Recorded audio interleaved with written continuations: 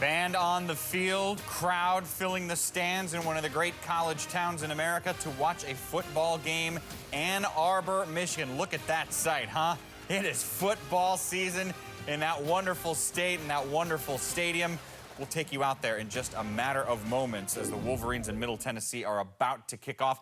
A lot of storylines here. Give me something in particular you're keeping an eye on. Well, Donovan Peoples-Jones is going to be out, so Nico Collins, Tariq Black have to step up. They have to be able to make plays, but also the running game. Wilson, Charbonnet, who's going to step up? Now you got to make up some of the offensive production you're going to lose with Peoples-Jones out.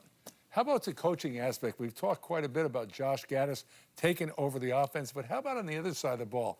Don Brown still the defensive coordinator. Greg Madison, Al Washington Jr., they've left there in Columbus. Will there be a difference? By the way, you brought up the Josh Gattis change. A lot of folks are like, well, is he taking over that offense? You're a former coach. Where are you leaning on that? I'm going to wait and see. That's what I'm going to do. Well, how will you know, based on how different the offense is today? I think you'll know by watching Harbaugh on the sideline. Really? Yeah. What should we look for? If he takes those gloves off. You send the gloves in the warm-up. If he gets in there and he's calling plays in a tight game, All right, well, that's going to do it for us, but we're going to take you out to site. Kevin Kugler, Matt Millen, and Rick Pizzo have the call. The 140th year of Michigan Wolverine football is about to kick off, and it kicks off right now on BTN.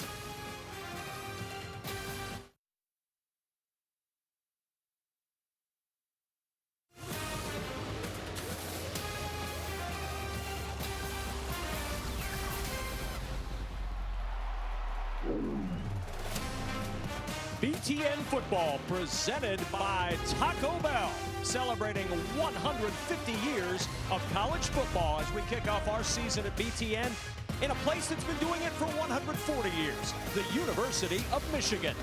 And let's start your Saturday night of college football with the University of Michigan Marching Band.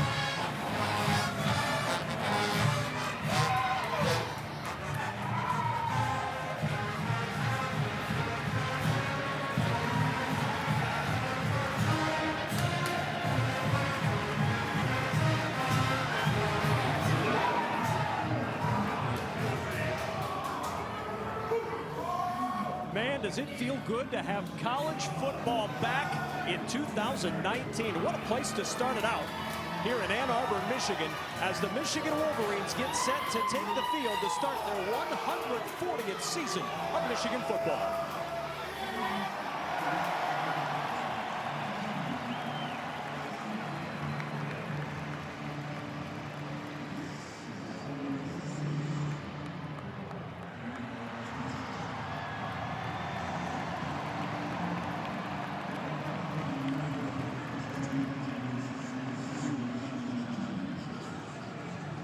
Michigan has led the nation in attendance 42 of the last 44 years, and the place is packed again tonight, getting ready to see Jim Harbaugh's squad take the field for the first time this year.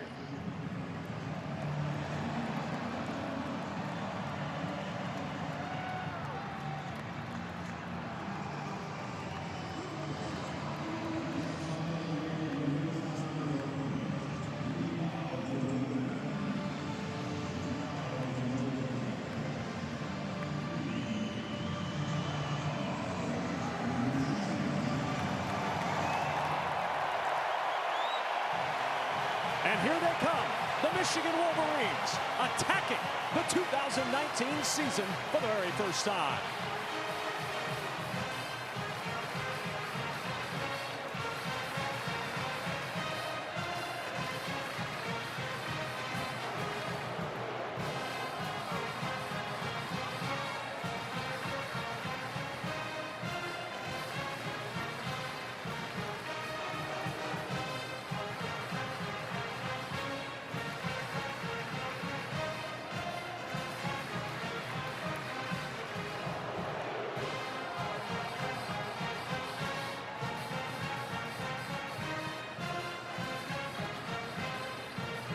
Michigan getting ready to go. The opener against Middle Tennessee to start off a season filled with promise, filled with expectation, and filled with hope for the folks here in Ann Arbor that this is going to be the Michigan squad under Jim Harbaugh to break through, get themselves to the Big Ten championship game, and maybe make a run at the college football playoff. Kevin Kugler alongside Matt Millen. And Matt, they feel like they've got all the weapons that by the end of the season, this could be one of those Final Four teams. You start watching this team, and what you're going to see is a little bit of newness here in this offense.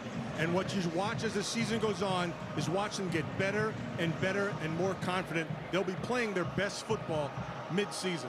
We're excited to see what Jim Harbaugh has in store with this team and what his new offense is going to look like for the very first time tonight under offensive coordinator Josh Gattis. And of course, the last time we saw the Michigan defense, there were some problems, but Don Brown's excited about what this D is going to have on the field tonight and all season long. To the Star-Spangled Banner. Active duty and veterans may keep their caps on while rendering a military salute. As our flag is raised by the Tri-Service ROTC Color Guard, we invite you to stand and join in singing as Associate Director Dr. Richard Fry leads the Michigan Marching Band in our national anthem.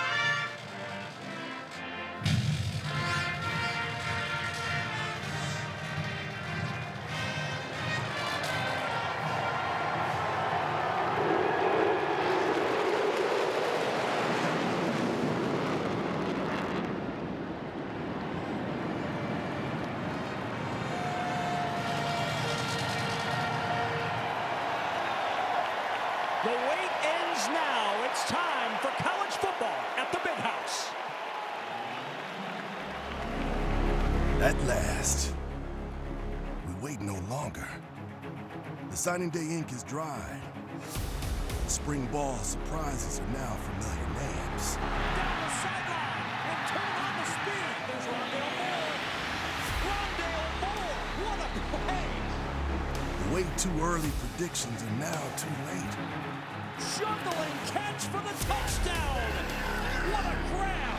Look out, he's got some speed. Busts one open. Pocket collapses and a big sack. Starting today,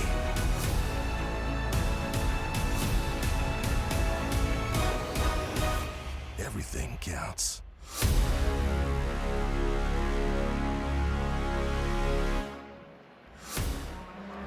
And there are few places it counts or matters more than right here in Ann Arbor, Michigan. Good evening, everybody. I'm Kevin Kugler. You might recognize the guy next to me. You know, I've had people go to a great length, a time or two, to get away from me, but never having a heart transplant. That took a lot. I'm glad you're back, but my goodness, you could have sent me a note or something that said, I don't want to be around you. Thankful I'm here. Well, let's talk some football, and specifically this offense for Michigan, because there's a lot of excitement around here about what this offense is going to look like in Ann Arbor. And it should. I mean, it starts with Shea Patterson. Shea Patterson put a year in a year ago, and what this coaching staff realized was just how much they left untapped.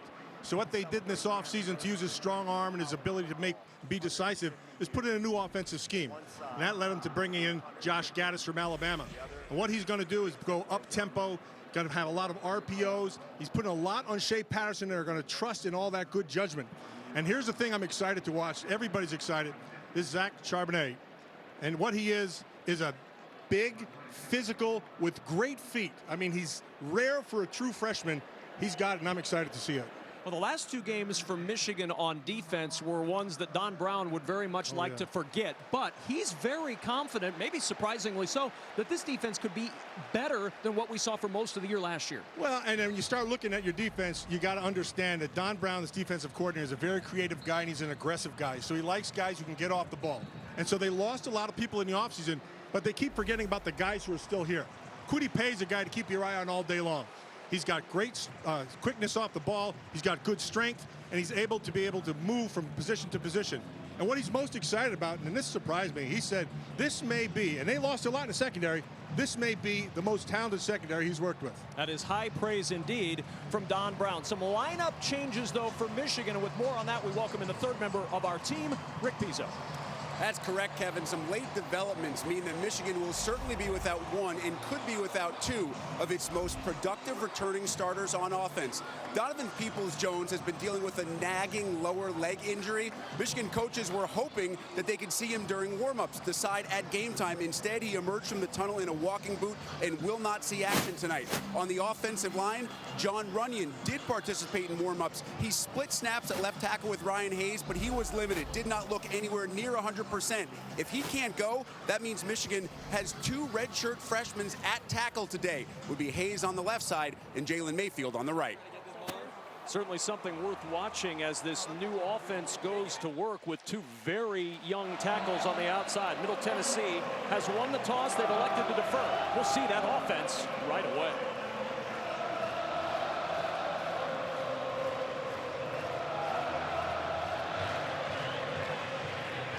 Giles Jackson from the goal line. A little crease, keeps his balance. And Jackson tripped up at the 27-yard line. And now Michigan to work on offense for the first time as Shea Patterson comes out. Now, Shea Patterson has thrown for 300 yards, Matt, in 7 career games.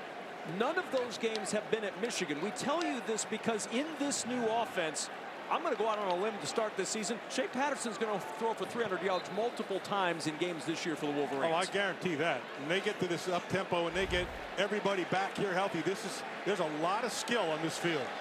And Zach Charbonnet starts the night at running back. The true freshman, as Patterson will throw, now going to have to scramble. Room to run, and a first down. The ball popping out late, and Middle Tennessee has it at the 42-yard line. Gregory Great Jr. knocked it out, and the Blue Raiders get a turnover on the first offensive play. And if you're Middle Tennessee State, that's exactly the hope that you had in starting this game. They had to get something. Yeah, it's out.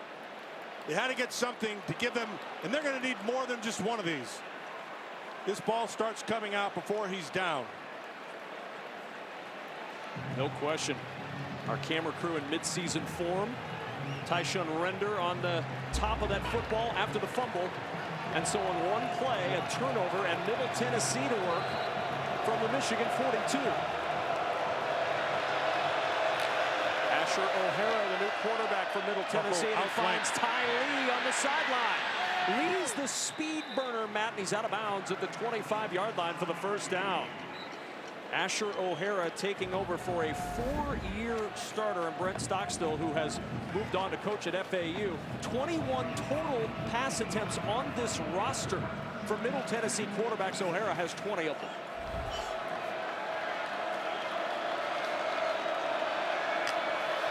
On first down, toss play to West. Terrell West to the outside, driven down by Khaleke Hudson, Aiden Hutchison, Carlo Kemp, all out there. One guy in this offense for Middle Tennessee that you're going to see and hear a lot of tonight is Ty Lee, number 8. Ty Lee has great quickness. He has great hands. He's one of those guys who you have to get in space and he can make something happen. He's the NCAA's active leader in career receptions. Not out there at the moment on 2nd and 6 at the Michigan 21. On the sweep, trying to find some running room. There is not much there, but he makes the most of it. Good work by DJ Chisholm. Picks up 3 on a play that looked like it was going nowhere. There's going to be a lot of plays in tonight's game with this hurry up on both sides.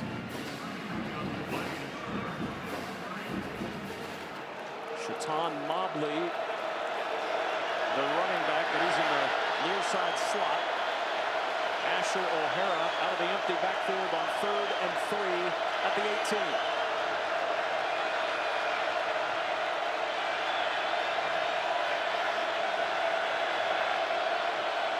Play clock at 3.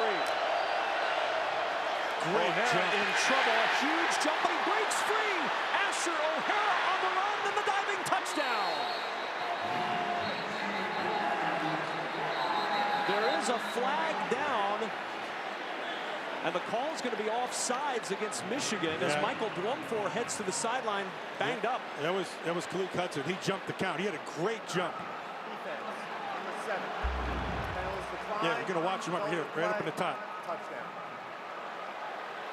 Yeah, before it was snapped, he had his giddy up on the, and that was just, that's a great job at breaking the tackle right off the front. Boy, what a start for Middle Tennessee as Cruz Holt is on for the extra point. And Holt's extra point just sneaks in. They get a fumble on the first Michigan offensive play, and then Asher O'Hara marches them in for the touchdown. Middle Tennessee up early.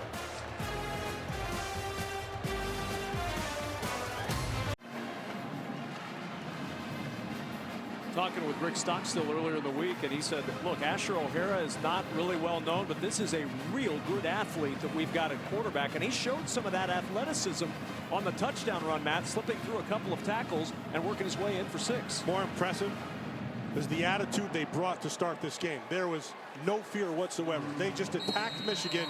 I love to see that. Giles Jackson is the deep man as Middle Tennessee kicks off with a 7-0 advantage. Jackson on the short kickoff from the 13. Jackson breaks a tackle, and Jackson ridden down near the 28-yard line. Let's take a look at tonight's Auto Owners impact players when Michigan has the ball. Well, they have players who can make plays. Treat Black's one guy we talked about, Zach Charbonnet. Both these guys have an ability to break the game open. Defensively, Blankenship led the team in tackles a year ago, and Khalil Brooks is a guy who's solid in the middle and can read things exceptionally well. If you're joining us late, Rick Pizzo telling us that we've got 2 young tackles, Jalen Mayfield at right tackle, Ryan Hayes at left tackle, and Donovan Peoples-Jones not in uniform tonight. He's got a walking boot on his right foot. Here's Charbonnet on first down. Charbonnet all the way to the 41-yard line. 14 for Charbonnet as Blankenship and Gray come up from the Middle Tennessee secondary to make the stop. And that's just a nice job on the inside there. Those inside 3, they have some guys who have some experience, and that's what you're looking at there with Ben Bredesen. You see the pace of Michigan up to the line quickly. From the 41 on first down, Charbonnet, second straight carry. Doesn't quite find the room this time as DQ Thomas, the first to get him at the 44, pick up a 3. Charbonnet is one of those kids, when you watch him on film, you see a young kid with great runner's patience. You don't normally see that. He's got great feet in the hole, and he's got the size, 220 pounds. He looks like he's going to be a good one. Black, the motion man at the top of your screen on second down. Patterson throwing, and it's short, caught by Nick Eubanks.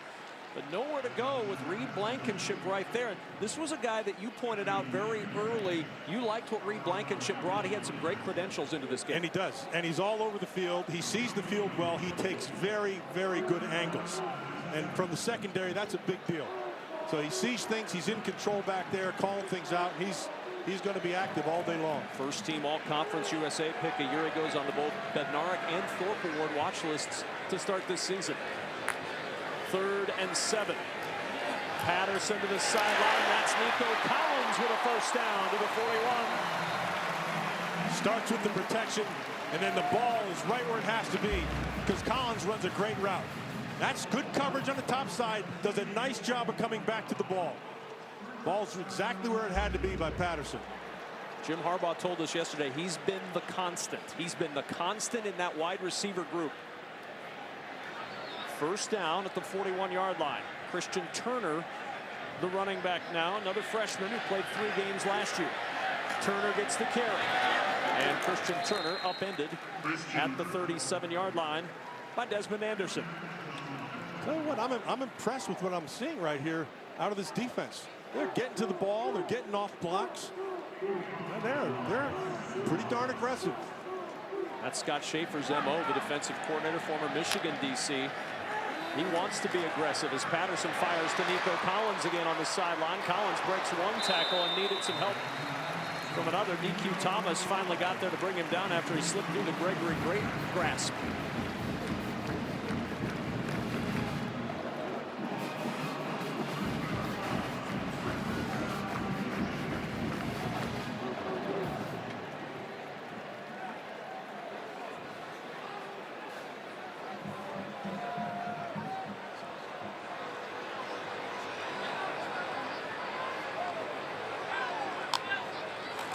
First down and 10. Patterson on the keep.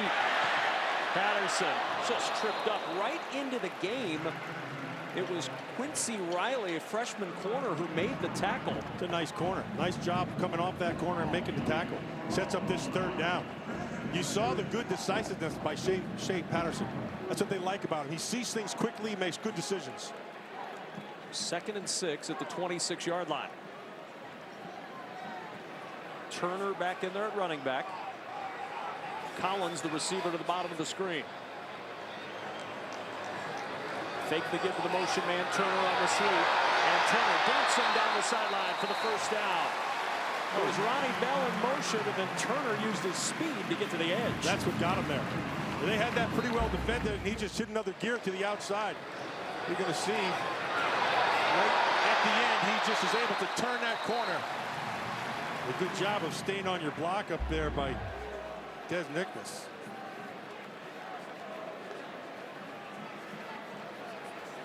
Now Charbonnet back in. Eubanks and Bell to the bottom of the screen.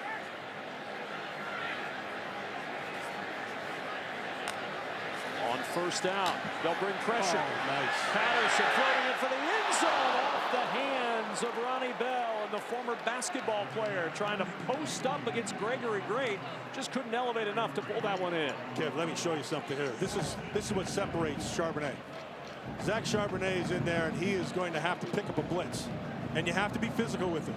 And they came with a late blitz to watch him at the running back spot. Look at this. Bow. That is an outstanding job. Face to face, give the great protection. Don't see it a lot from freshman running backs, especially true freshmen. On 2nd and 10, the swing to Charbonnet. Looking for the edge. Good pursuit from behind by Jordan Starling, a freshman from Chattanooga, who makes the stop. This defense is playing pretty darn good. I like that. That's just a freshman. They have 2 freshmen we've seen out here before. Both of them, their eyes are not too big, man. They're right in the middle of everything.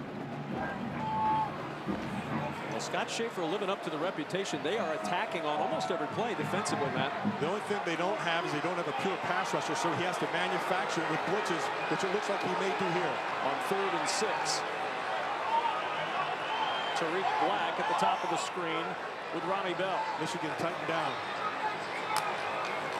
And Here comes the pressure right up the gut. Patterson has to throw for the end zone. Bell diving, and he just can't pull it in. Boy, that pressure up the middle. Racavian Poydras was a beat away and forced Patterson to throw it early. I got to tell you, that throw by Patterson was, I mean, look at this. This is a great job of throwing under duress. Watch it. He just a little bit on the short side. That's good football all the way around. Well, there was some question as to who would be the kicker tonight for Michigan. Jake Moody, at least to start, is that kicker. Ended the year as the kicker. 10 for 11 last year. This from 34 to get Michigan on the board. And that will bend right into the middle of the goalposts and put the Wolverines on the board with 7:37 remaining in quarter number 1. Michigan on the board. They still trail midway through the first. Football on BTN is brought to you by Taco Bell's $5 triple-double Crunch Wrap Box. What a great scene. Ann Arbor, Michigan, the start of the college football season. It was an absolutely perfect day here, about 72 degrees. Yep. I mean, if you could dial up places to start your college football season, under the lights, Michigan, first season opener under the lights, that's not a bad way to go. The only place better is on your couch.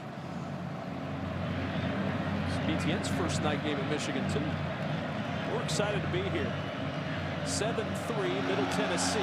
It's Ty Lee back awaiting the kickoff. He's going to call for the fair catch. This new rule from a couple of years ago put it at the 25-yard line as we take a look at tonight's auto owners, impact players with Middle Tennessee on offense. Well, we already talked about Ty Lee, and you're going to see a lot more of them. And then Terrell West is a guy, when they get their ball, especially out in space, he can make some damage. Kwity Paye, we talked about him in the pregame, and Lavert Hill. Both these guys have great experience, and they've got to start exerting themselves. Well, we expect to see a lot from Kwity Paye this year. He had a terrific fall. Don Brown said he might be the best spread side defensive end he's had in terms of defending the run. Yeah, what that includes then is great judgment. He's on the open side. That's Lee in motion from the 25. Wanted to swing it to him, but not open. O'Hara going to run, and O'Hara is slippery down to the 32-yard line. And Asher O'Hara is going to create some headaches for the head man of the Wolverines, Jim Harbaugh, looking on. And he has already seen more than he'd like of Asher O'Hara weaving through his defense. O'Hara's got some game. 2nd and 3. Sets it up on the other side. He took a big pop, but a first down delivery to Reuben Garnett. Brad Hawkins with the tackle across the 40-yard line. See what he's able to do. He's able to show it to the top side, and he was patient enough, understanding that he's going to draw in this rush. So he looks to the top side first and turns around and hits it down below. That's a great job for a first-year player, a first-time player. On first down, that's Mobley. Works his way to the 44, and there's Josh Ross, honorable mention All Big Ten pick a year ago. The junior out of Southfield, Michigan, another guy that Don Brown says is going to have a big year. And Matt Martin, the starting center, is going to the sidelines.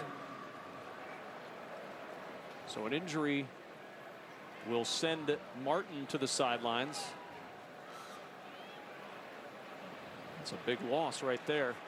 Transfer from Trinity Valley Junior College last year. He was a first-team All-American in junior college out of Pasadena, Texas. He's fired up. He's not happy.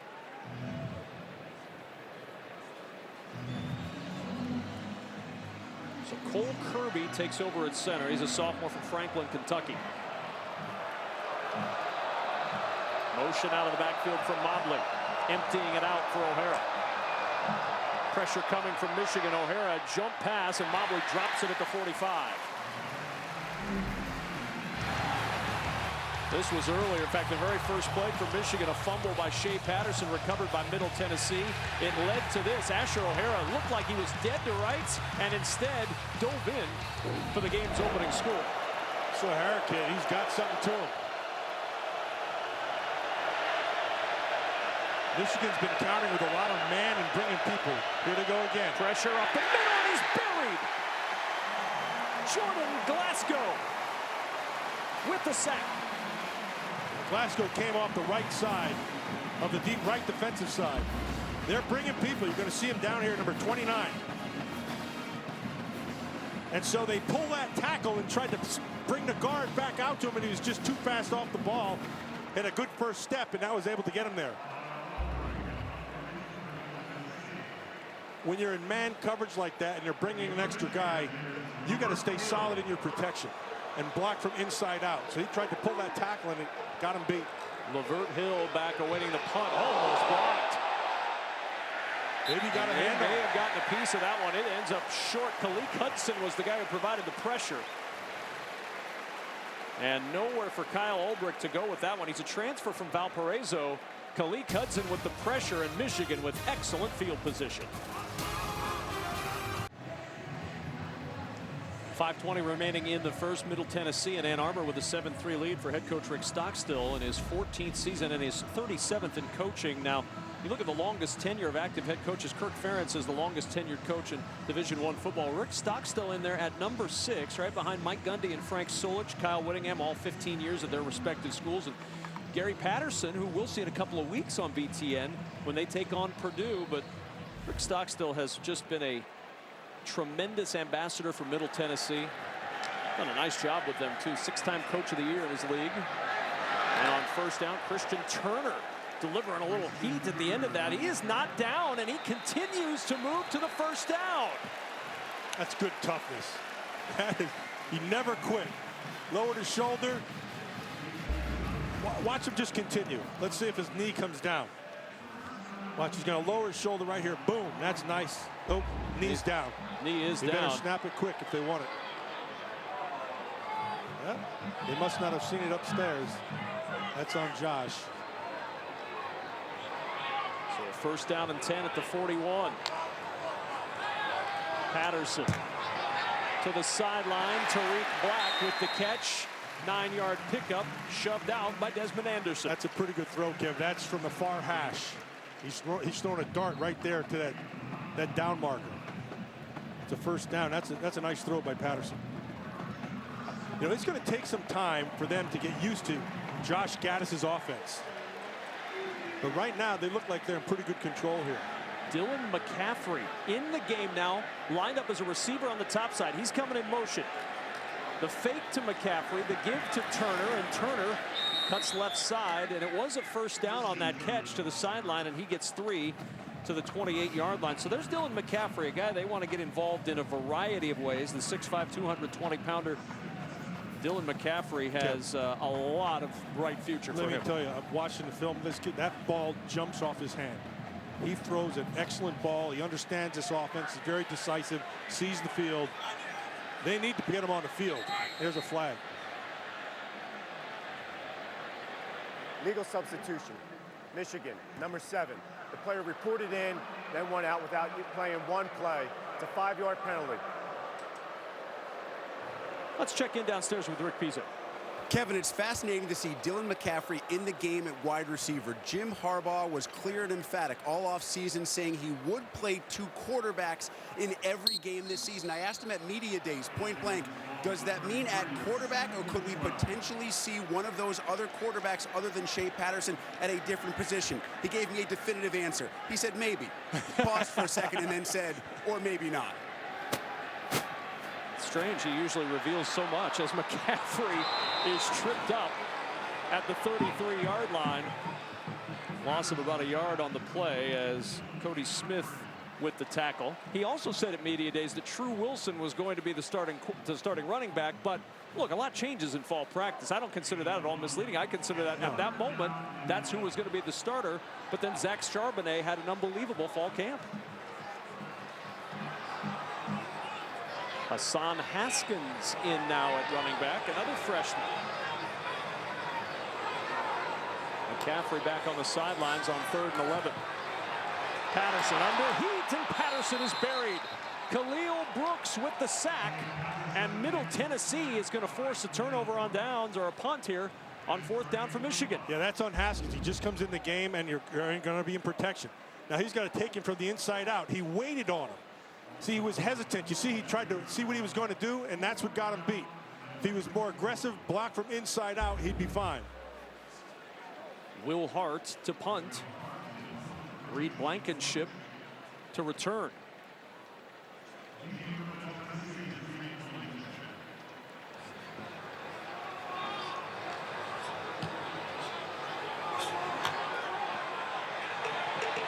Oh, terrific punt. It'll trickle out near the 5-yard line, but Middle Tennessee buried deep in their own end.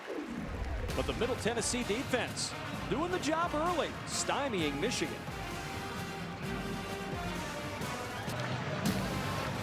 Michigan fans, subscribe to BTN Plus for live streaming of non-televised Wolverines events, next-day on-demand game archives, and BTN's extensive library of classic games and original programs. Go to btnplus.com or download the app, available in the App Store and Google Play, or on Apple TV, Roku, and Fire TV. Michigan going to try to fire up this crowd. They've got Middle Tennessee pinned back at the 5-yard line. Cole Kirby, who came in for an injured Matt Martin earlier, stays in at center. Asher O'Hara with flags flying. This play will stop. It's going to be on the offense.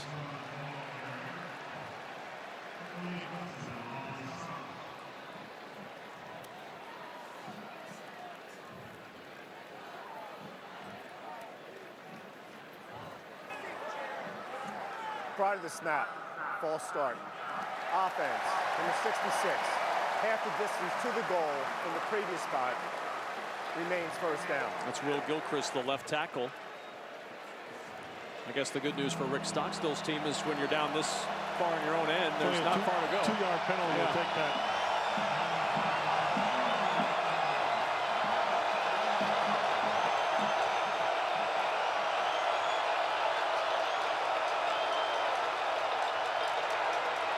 Looking for a little running room. There's none there. Terrell West was snowed under. Aiden Hutchinson, Josh Ross, both there first. When West looked for that hole, it closed. We used to call that the Joker-O. Joker was the onside guard blocking down and pulling around as the O guard. And you have to read that quick and hit it quickly, which Ross did a good job on.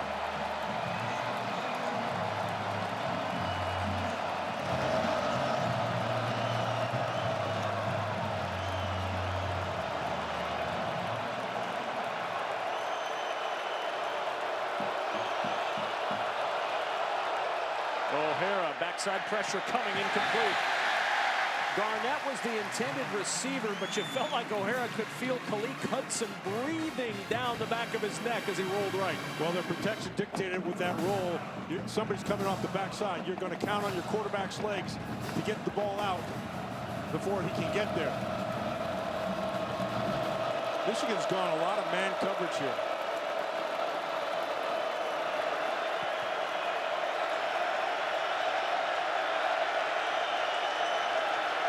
Pressure again. O'Hara on the run. Throws incomplete.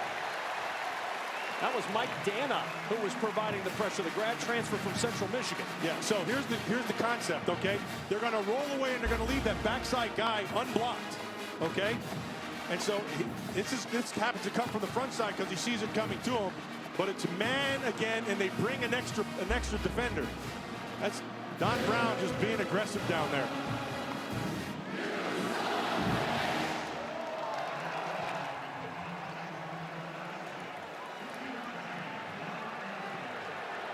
Lavert Hill, the deep man. Tough place to work from if you're the punter.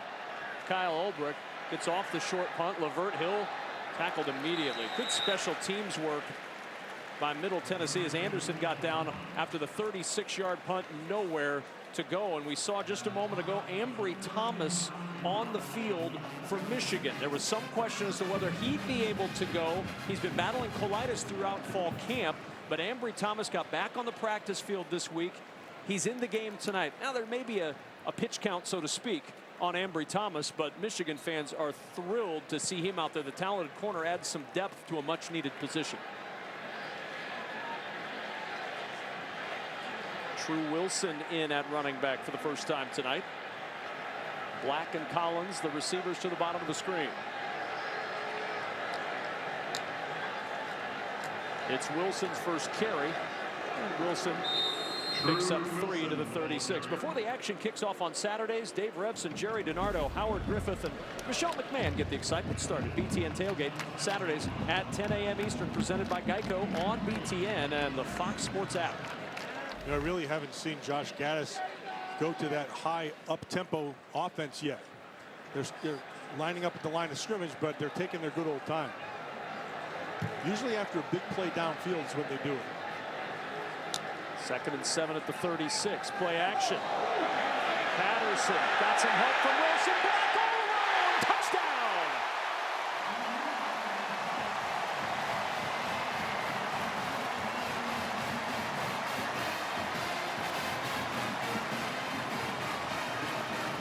Yeah, so this was well blocked. He had a lot of time.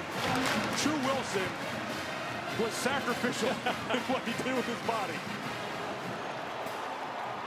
And Tariq Black was roaming free, and the Wolverines take the lead. And now Quinn Nordine will try the extra point. 36 yards for Tariq Black. And it's 10-7 Michigan. Tariq Black with the touchdown. True Wilson, as you said, sacrificing himself to make sure Patterson had time. He knows what he's got to do. And he's going to have some pressure coming right here. Watch. Right. Boom. It's okay. He's blocked. He got run over. That's fine because he was able to get the ball off. And here's Black. Just the defender fell down. He even had to wait for that ball. But because True Wilson said, hey, step on me if you like, this ball's getting thrown. And Patterson, just enough to get it to Tariq Black. And Shea Patterson excited to team up with Black for the first time of what will likely be multiple touchdown passes between those two this year. Tariq Black, according to Josh Gaddis, had a phenomenal camp. Those are his words to describe what Tariq Black is. And of course, the key for Black, Matt, is to stay healthy. He's battled those 2 serious foot injuries in the early stages of his career, but there's no question he is a talent. And there's no question that that kind of talent exists all over this Michigan roster. And that's why I think the coaching staff was a little more excited about this upcoming season than the people on the outside. Lee will call for the fair catch again. And Middle Tennessee will head out to the 25-yard line. Michigan took advantage of the short field, finding Tariq Black for 6. They ran that deep crossing route. The defender just fell down. 2 catches, 46 yards for Black. I do like the way, though, Middle Tennessee is calling defense, the defensive side of the ball. They're not afraid. They're not backing down. They came with another blitz. They went man. There was a quarterback battle all through camp at Middle Tennessee to replace Brent Stockstill. We've seen Asher O'Hara all night long, but now Chase Cunningham, the 5'11 sophomore from Knoxville, Tennessee, gets the nod. And we've got a flag down. Delay of game. Offense. Number 16. 5-yard penalty. Remains. First down. And a big sigh from Rick Stockstill. New quarterback in the game. A little confusion. Shouldn't happen, though, coming from the sideline. That shouldn't happen.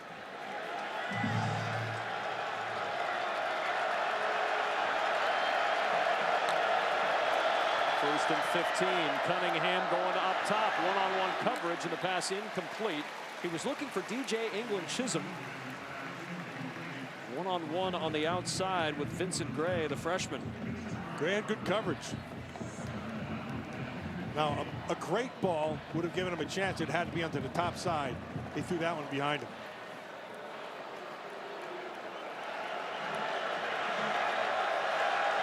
Second and 15 at the 20. Cunningham on the sprint out. Nowhere to go. Dalton France buried by Vincent Gray. Back-to-back plays for that redshirt freshman. He played in 2 games on special teams last year. He's out there starting in the secondary for the number 7 team in the land this year. And that takes us to the end of the first quarter here in the Big House. Tariq Black gets Michigan on the board, cradling that touchdown. He and Shea Patterson put Michigan on top.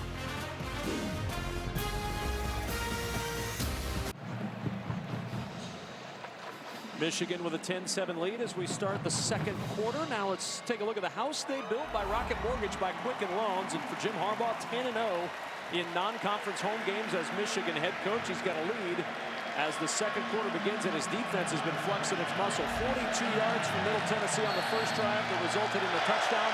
11 yards since.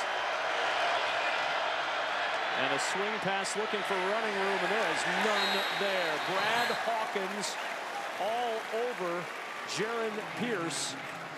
A 4-yard pickup on 3rd and 15, and the punt team coming on. Yeah, and you want to know who made that play? Vincent Gray. That's a great series for Gray. That's a 3rd consecutive play. He forced that ball all the way back inside and was able to let his buddy make the tackle. That's a great series by Vincent Gray.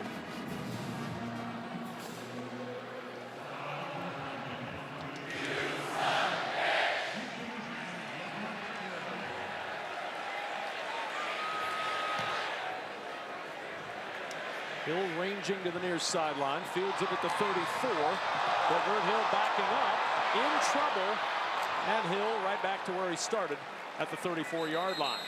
Desmond Anderson on the tackle for Middle Tennessee after the 42-yard punt. Let's check in with the Aflac Duck for the Aflac Trivia Quiz. Michigan has the most wins in NCAA history with 953. Which team do they have the most wins against? You can answer. You have any idea? Thinking. Okay. Has to go all the way back. It's a team they play frequently, I would guess. It's not Middle Tennessee. No, This is their first meeting. Give me the answer in a little bit. Yeah, I'm thinking it's not Michigan State, not Ohio State. Here's Patterson on the sideline. Patterson chased out. Picks up 5 on the scamper. DQ Thomas over there to knock him out. Good player, that DQ Thomas. Really good instincts. One of those players that you line him up, no matter where you line up, he's going to find the football. He just has really good instincts. You'll see a lot of schools that had this, but at Oxford High School, he's from Oxford, Mississippi, they had powerlifting as a sport. He was a powerlifting letter winner. 2nd and 5. Patterson off play action, Black open, and Black caught at the 41-yard line by Reed Blankenship. He was about to shift it into another gear and go up that hash. Blankenship got him around the ankles. Yeah, so he sees it right from the start, too. That's really good patience. Blankenship saved another one. Blankenship kids all over the field. First down at the 40-yard line.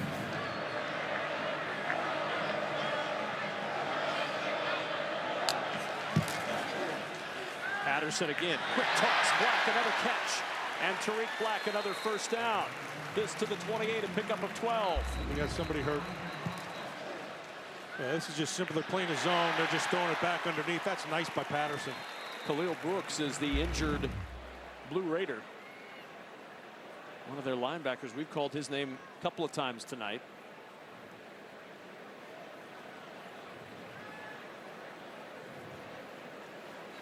Fifth all-time in sacks and tackles for loss at Middle Tennessee. The senior out of Atlanta. Preseason All-Conference USA for Coach Stockstill. And while they tend to Brooks, we'll step aside from Ann Arbor. Khalil Brooks leaving the field from Middle Tennessee. This is a big loss if he can't come back in, man. Yeah, that's a playmaker right there. That guy, that represents a lot of stats walking to the sideline. Hopefully he gets back in.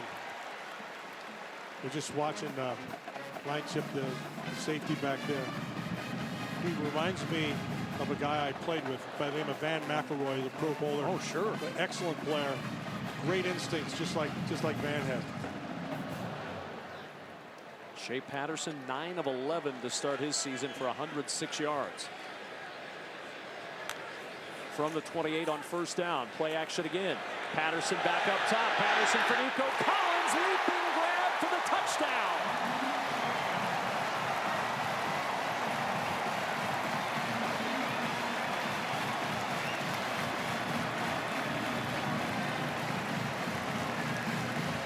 Great throw, Kevin.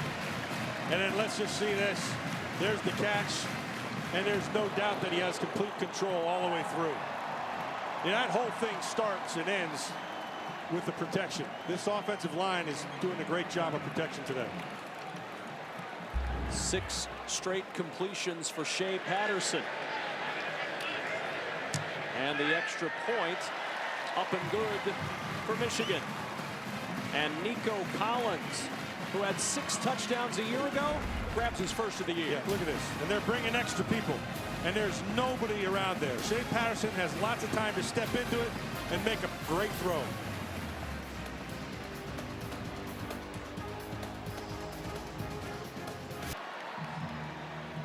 Nico Collins with the touchdown catch. Michigan with a 17-7 lead. Shea Patterson on that drive, Matt. 62 yards passing. He ran for 5 yards. It was a 67-yard drive, and he accounted for every yard. 4 for 4 for 104 yards and 2 touchdowns the last 2 drives for Michigan. Nico Collins, that was a great job of going up and getting that ball.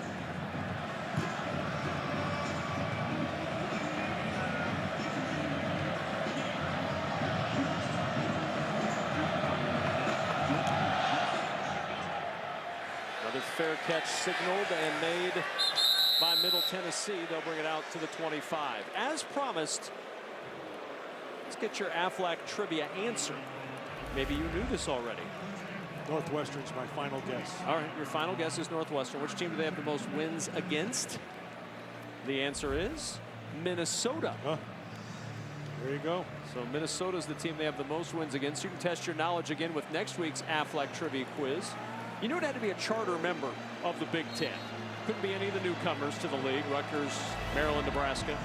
So the charter members, Chicago, Illinois, Michigan, Minnesota, Northwestern, Purdue, and Wisconsin. This Michigan started playing football in 1879 as Asher O'Hara is back in, showing off the wheels again, and he's out to the 39 and pick up a 14. So when you look, like that kid. Oh, he's competitive. Back to those charter members. So Minnesota is the team they have the most wins against. Chicago, of course, is not a factor anymore. I'll count that as Northwestern. We combined them. That seems illegal, but what am I going to do? Argue with you? There's O'Hara stumbling his way forward. You know who that kid is? That's Chase McSorley. That's who that kid is. Chase McSorley, He's yeah. the same kind of kid. Same great competitor, in control. He just has that same kind of look. 5 yards on that run. This game's not too big for him. I love that in a player. Rolling Meadows, Illinois. The sophomore with a 2nd and 5 of the 44. They'll bring pressure. O'Hara throwing over the middle. That's caught, and that's a first down to the 44 of Michigan. C.J. Wyndham found an opening against Lavert Hill. Latrell West thought it was on him, and he thought it was behind him. Wyndham came up with a big catch, and they're moving along. This team, I'm telling you, this nice job by the coach getting this group ready, because mentally, they're not backing down at all.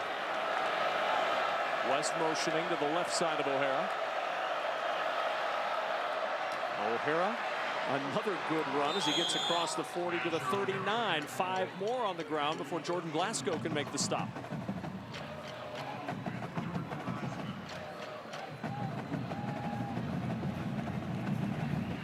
A moment ago, you see running up the tunnel for the Michigan Wolverines. Looked like 13. True Wilson headed to the locker room as the swing is intercepted. It's Ambry Thomas. Great play. That's a great catch. That is, I'll tell you what, that is so hard to do right there. He was going lateral, and he tried to sneak that ball in over the top, and he just picked it out. That's just a great play. Media timeout. Asher O'Hara, welcome back. Ambry Thomas feeling good, feeling better now after that pick. There were certainly questions about the depth at corner going into this season opener with the illness for Ambry Thomas. He had colitis, was out for most of fall camp, but got back to practice this week. And that talented young corner got to show off his skills on that last play with the interception on the sidelines. Just a junior, 6 foot, 180-pounder out of Detroit. That was really well played. His highlight from last year is that 99-yard kickoff return for a touchdown against Notre Dame. He'll have several highlights this year. Turner weaving and tripped up as he gets near the 50-yard line. DQ Thomas stopped him just short of midfield. Yeah, see, this is nice. They came with a blitz, and he has the vision to be able to see it. Watch this. See, they come inside, and then he takes his vision back outside. That's just excellent running. Good job, good vision as a runner.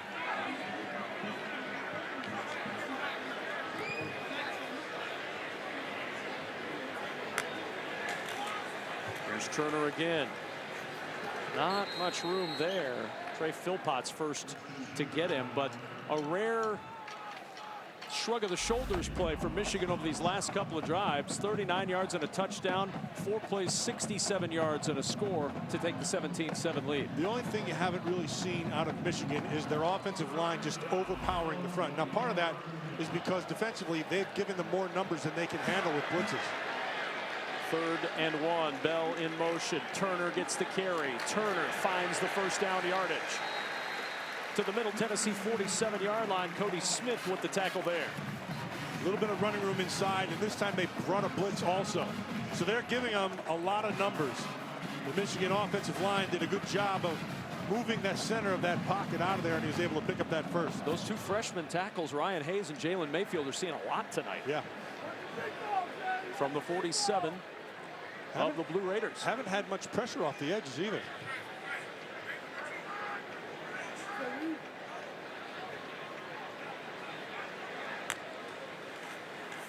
Patterson play action, ball deflected at the line and incomplete. Looking for Sean McEwen, but Ricadian Poitras got his hand on that one. This is smart football, though, see, because they know they're getting a lot of blitzes and they're getting a lot of man coverage, and so they're going to go play action inside to draw them in, especially the backers, and then get it over the top, trying to hit that guy on the inside of the field. A lot was made of Josh Gaddis as a first-time play caller. What do you think so far? So far, so good. He's using all the skilled people. Looks like more pressure, and here they come off the edge. They set up the screen. Turner looking for a block, and he just lost his footing as he tried to cut around Michael Onwenu, and it was Render who tripped him up. There's Josh Gaddis, first-year offensive coordinator, first-year play caller. He's got a lot of terrific influences in his background, though, Matt, from James Franklin to Joe Moorhead to Nick Saban, Coach Loxley up in Maryland. Oh yeah, he. You knew it when he came to Penn State. You could see the difference, and he was a sponge, soaking a lot of stuff up. Now he is tied to Joe Moorhead, like you mentioned, and then of course last year he was down at Alabama. But he's the real deal. Former defensive back in college, played at Wake Forest for Jim Grobe.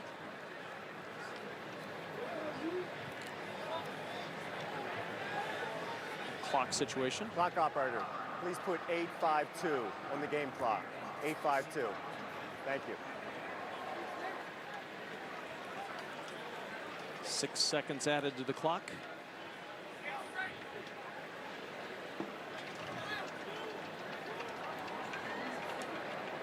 And Patterson facing a 3rd and 8. Let's see how aggressive this defense is again. Looks like they're lining up, man. They're showing it. Now they're getting out of it. Patterson to the air, through the fingertips of Nico Collins, and incomplete. A little bit on the backside of him. Needed to lead him a little bit more. Had the time. Protection was there. Crowd wants him to go for it, but Coach Harbaugh is going to say no. And Will Hart is out to punt it away. So Michigan comes up empty on that possession. They'll play the field position game here. Try to pin Middle Tennessee deep. Let that defense work. Deep for Middle Tennessee is Reed Blankenship.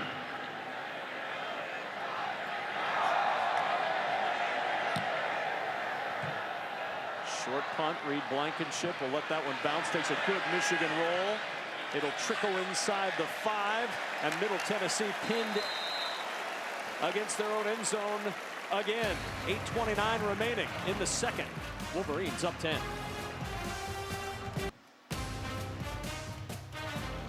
Football on BTN is brought to you by Auto Owners Insurance for all your home, auto, business, and life insurance needs. And by Discover, the official credit card of the Big Ten Conference. 17-7 Michigan, 8:29 remaining second quarter. Kevin Kugler, Matt Millen, Rick Pizzo, our entire BTN crew kicking off the season under the lights in Ann Arbor. And the Middle Tennessee offense pinned at their own 3. Asher O'Hara throwing from the end zone. Floats up a rainbow, and that's incomplete. Trying to drop it into Jaron Pierce.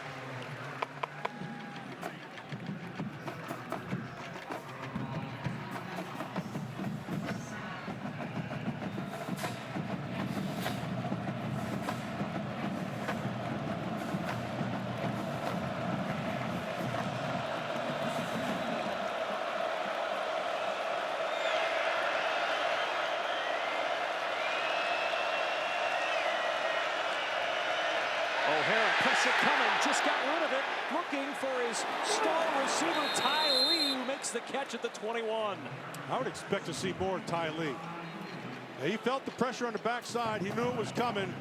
but he's had the patience to stay in the pocket. This kid's impressive. Josh Uche providing that heat, and Ty Lee there to make the catch and get the first down. A little breathing room now for the Blue Raiders. Mobley trying to get to the corner, and he will not make it. You see Mason just gobble up that blocker in front of him. That's really well done. He's had the discipline of scheme. So what I mean by that is he takes the guy on and maintains his gap control and throws him, gets in on the tap. That's just good defense all the way around. Former fullback. You remember the Nebraska game last year? He had 3 touchdowns in the first half when they crushed Nebraska here in Ann Arbor. Now he's on the defensive line, bulked up to 270. 2nd and 10. O'Hara to the air. He threw it behind Terrell West, and that brings up 3rd and 10. I would expect to see more of Ty Lee, and we haven't. West, a good player. It was just not a very accurate throw.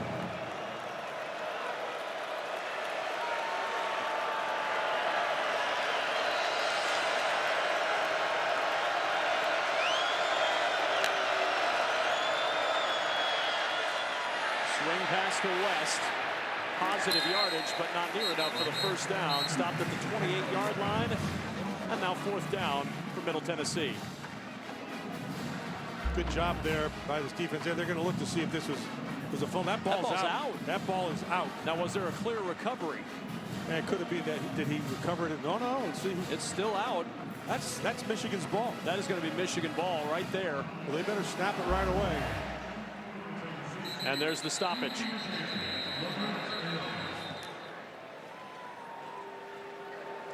Previous play is under further review. See what they did there, Kevin. So they went with that stack, those 2 receivers stacked. That was an anticipation of man. Well, they played a zone. And so now everybody's zoned out. You throw that screen inside, you have more people able to get to it. Let's take another look at this. This is Terrell West. Got hit. Is his knee down first? If his knee... He collides with Brad Hawkins. Looked like the knee was not down. And then Ambry Thomas has the football in his hands. Yeah. Our rules analyst, Dean Blandino, is watching along in our Fox studios in Los Angeles. And Dean, this was one that was called a completed pass well short of the first down. They were going to punt. What do you see? The runner was down. And then do we have a clear recovery? So you look at the shot. To me, the ball comes loose. You're looking for anything other than a hand or a foot is going to put him down. There's the ball loose. And now you have a clear recovery. It looks like by Michigan, #1 right there jumping on the football.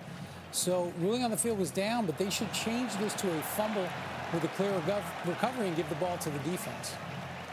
That's what the folks in Ann Arbor believe, too, as they're watching it, Dean, on the big screen. Thanks so much. Hey, Dean, that pink looks nice in your pocket there. I know it's your favorite color. Dean Blandino, thank you so much. You know, you look at the replay, and it seems pretty clear that this is going to be Michigan football. Should be somewhere around the 27 or 28-yard line of Middle Tennessee. And Ambry Thomas, who had the interception a moment ago, comes up with the loose ball. And it looked like it was the knee of Brad Hawkins that may have jarred that ball out of the hands of Terrell West. All right. Now let's apply our old logic to him. If that guy starts writing anything down, it's getting changed. Yep. Well, there's a lot of things you have to look at here because you have to look at the clock. You've got to look at the yard line that it was recovered on. They've sorted all that out. Michigan's about to get the ball back, I think.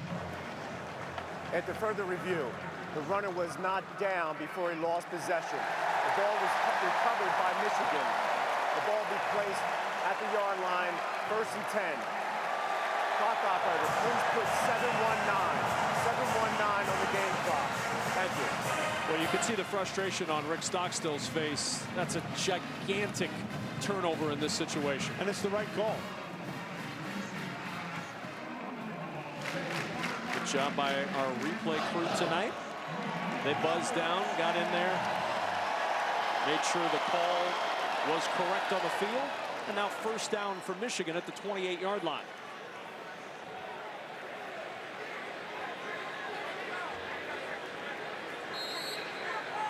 See if you don't walk up to try. You don't try to take a shot here.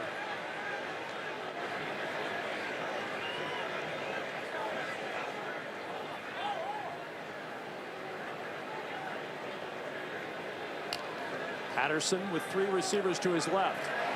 Taking the shot. Open and off the hands of Ronnie Bell.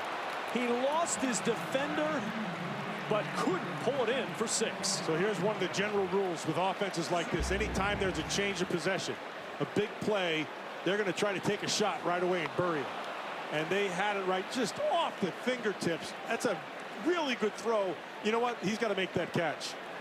That's a catch you have got to make. Hit him right in the hands.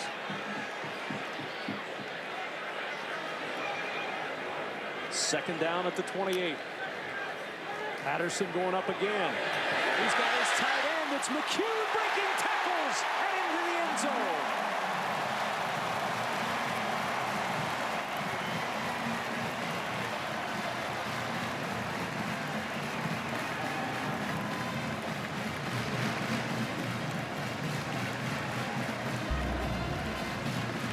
Great protection, and he just gets in that seam, runs right through 2 potential tackles. That's just well done by that tight end. This offense really operates at its highest efficiencies when you have a tight end who can take the game over. Quinn Nordine with the extra point. And a 24-7 lead for Michigan. 7:08 remaining in the first half, and now a word from our sponsor, Nationwide. All right, Brad, once again, I have revolutionized the songwriting process. Here we go. I know I can't play an instrument, but this is my forte. Obviously, for auto insurance, we've got the wheel route. Obviously. Retirement, we're going with a long-term play. Makes sense. Pet insurance. Wait, let me guess. Flea flicker. Yes. How'd you know? Been studying my playbook. Yeah, actually. Sean McEwen with the 28-yard touchdown catch, cashing in on the fumble, and a 24-7 lead for Michigan. Shea Patterson, 164 yards and 3 touchdowns in this first half. Told you at the start of the broadcast, Matt, that he's not have a 300-yard game in his Michigan playing days yet. He may have one tonight. Well, I believe in this offense. As they get more comfortable with it, there's going to be a few of them this year.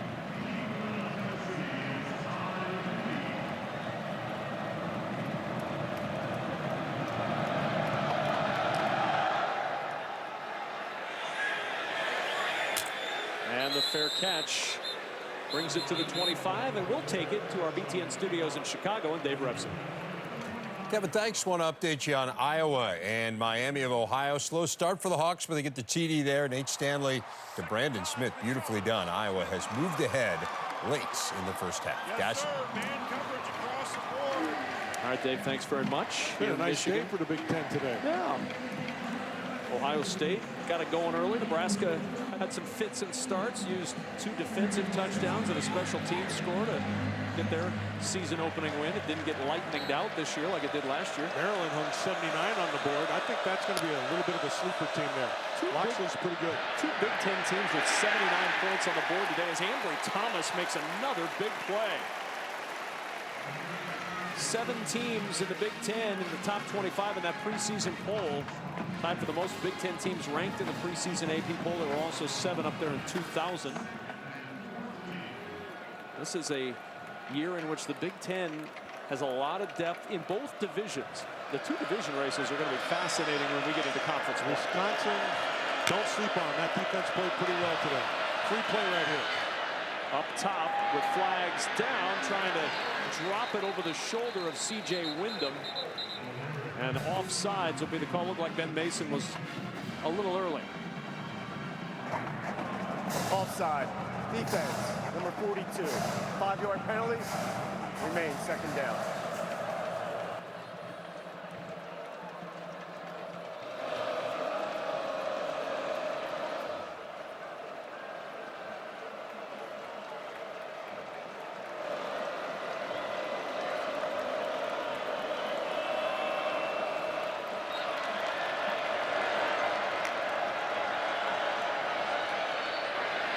O'Hara to the 30-yard line. He'll go no further. Jamarick Woods swarming to the ball. We have seen a lot of speed in that Michigan secondary tonight. Don Brown was raving about that when we talked with him earlier. Yeah, they got a lot of speed in this defense. Now they're known for that. They've always had backers who can run. Devin Bush a year ago. They got a bunch of guys who can run on this team too.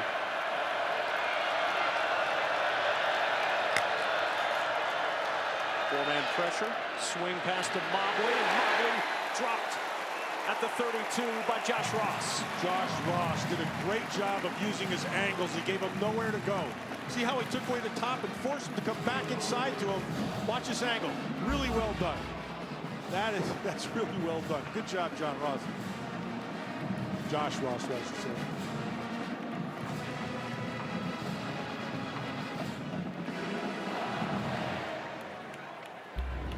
Lavert Hill will go back to field another punt. 4th down and 4 for Middle Tennessee.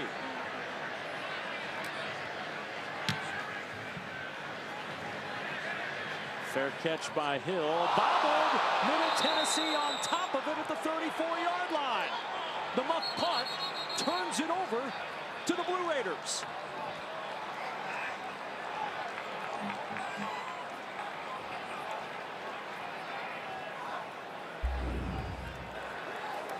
Thrown on the field as the ball was muffed. It was recovered by Middle Tennessee State. 1st and 10. Reuben Garnett, it bounced right up to him. And Middle Tennessee gets another turnover.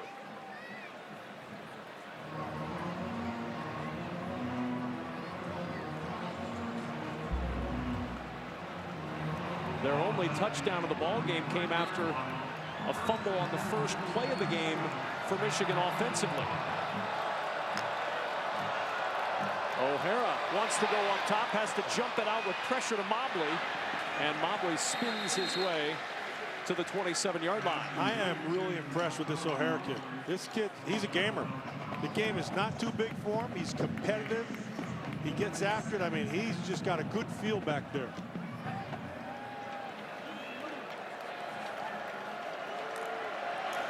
Second and 4. O'Hara again to the air. This is Brad Anderson, and Brad Anderson with a 1st down just shy of the 15-yard line. Former BTN To Go users, the Fox Sports app is now the exclusive place to stream Big Ten events from BTN, Fox, and FS1. Download the Fox Sports app today on your smartphone, tablet, and connected devices, and that way you'll never miss a second of the action. Good job. Mobley, a rare straight run. We've not seen much of that from Middle Tennessee, and it doesn't have much to talk about either, a 1-yard play. Well, they don't have an advantage on the inside. Michigan's stronger than this offensive line is down the middle.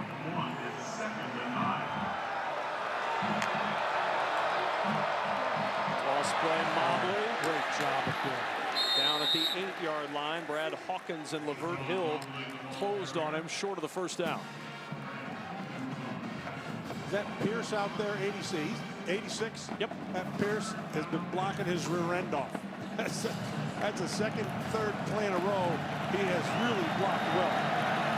3rd and 2.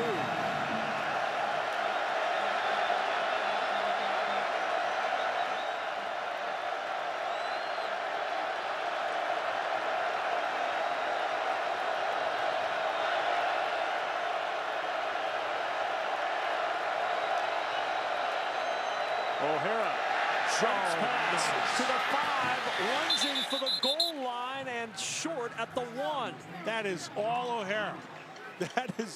That is a great job. Watch how, look, he's going to find a way to get this done. He is trapped like a rat and is able to get that thing out and make a big completion out of it. Jock Bruce down to the 1, 1st and goal. O'Hara on the keep, stopped short. Mike Dana with the tackle, no gain.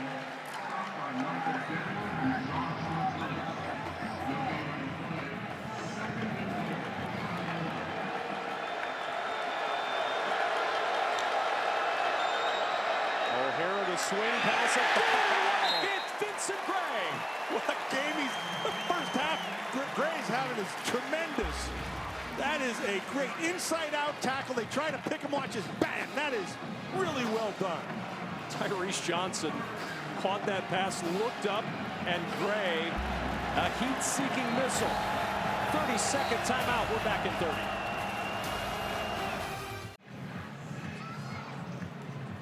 Vincent Gray said in the offseason one of the things he did was hone in on his technique, and he said you've got to hone in on your technique because man-to-man is all about technique, and that's one thing he learned in his limited playing time as a true freshman last year. Well, his angles were perfect right there, and it is really, angles are from coming back from the secondary and coming up and make tackles is all about how good your angles are.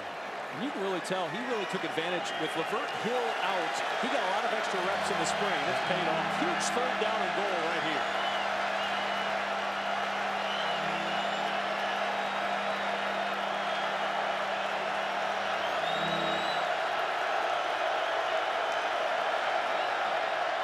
O'Hara, nobody open.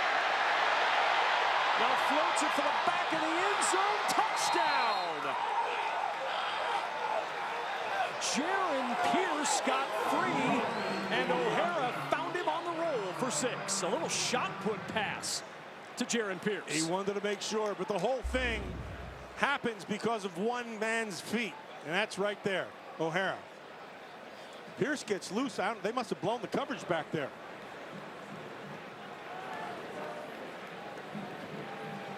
"11 different receivers have caught a pass tonight from Middle Tennessee.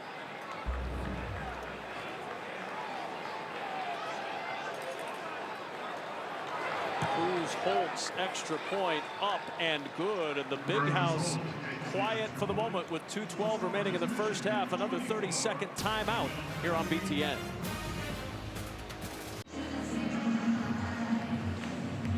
Middle Tennessee has recovered 2 Michigan turnovers. It's turned into 2 Middle Tennessee touchdowns. And the Blue Raiders are right in this game as we get close to halftime here in Ann Arbor. 24-14 Michigan. Wolverines, though, will have an opportunity with 2 timeouts and 2:12 to work with to extend their lead before halftime.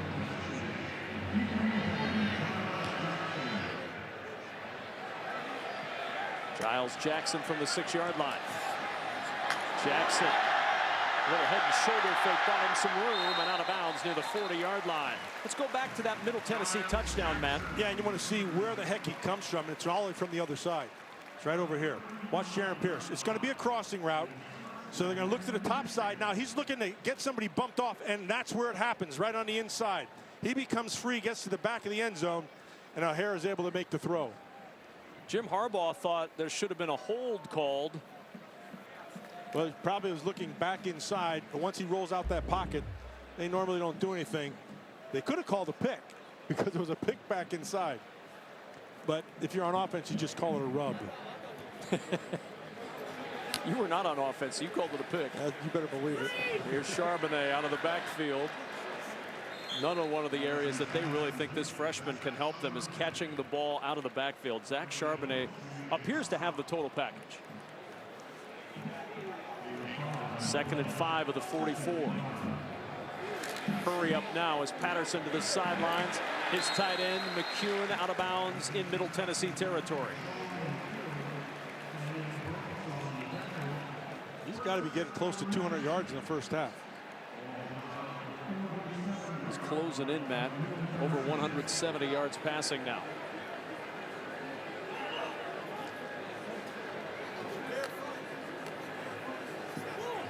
To the air again. Open, and Cornelius Johnson, the freshman, with the grab. That'll be a first down at the 37 and a pickup of 10 before Desmond Anderson could make the stop.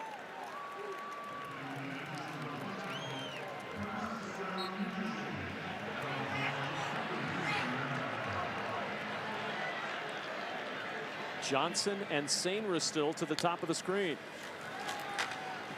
Good protection. Patterson going up top, incomplete. He had Ronnie Bell open. He also had good protection on the inside. Coming up at halftime, Dave Revson, Coach Glenn Mason, and Joshua Perry will bring you up to date on opening week in the Big Ten on the Reese's Peanut Butter Cups halftime report. Charbonneau, tell you what, that kid's, he's got some toughness to him because he is stepping up and taking those backers on full face. 2nd and 10 at the 37. Set up the screen for Charbonnet and just couldn't float it out there enough. They had 4 guys pressuring. Yeah, but that's what you want. He's trying to draw them in. And the patience that we saw earlier from O'Hare is what he lacked right there. He rushed the play, threw it a little bit too far. Charbonnet had he had nothing but green in front of him. 3rd down and 10 at the 37.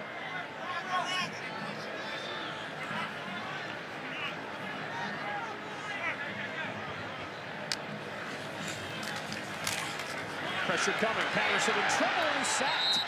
A flag is thrown in the secondary as Patterson goes down back at the 42-yard line. Trey Philpotts with the sack.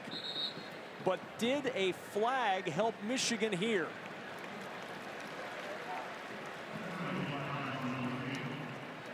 It would have been 4th down after that sack. But instead, holding. Defense, number 25, 10-yard penalty. Foul will result in a 1st down. Yeah, see right down here.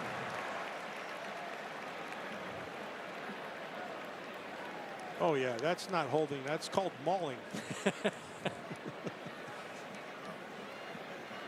Desmond Nice Anderson, camera. the guilty party. That's good camera shot by our crew. I don't think they enter the first weekend of college football season without being ready. They've been training all summer. 27-yard line now, 1st down, new right for Michigan. 1:04 and counting remaining in this first half. Charbonnet pushing the pile, showing the power down to the 23-yard line. Poydras with the tackle. Michigan has 2 timeouts left.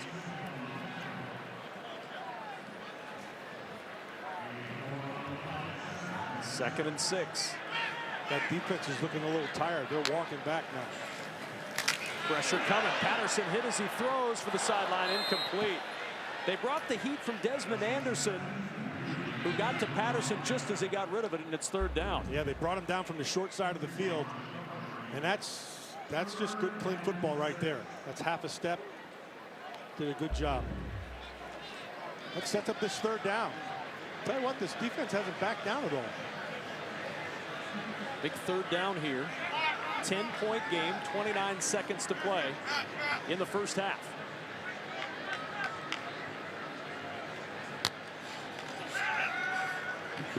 Patterson, nice adjustment and a terrific catch by Cornelius Johnson. That's a great catch by Johnson.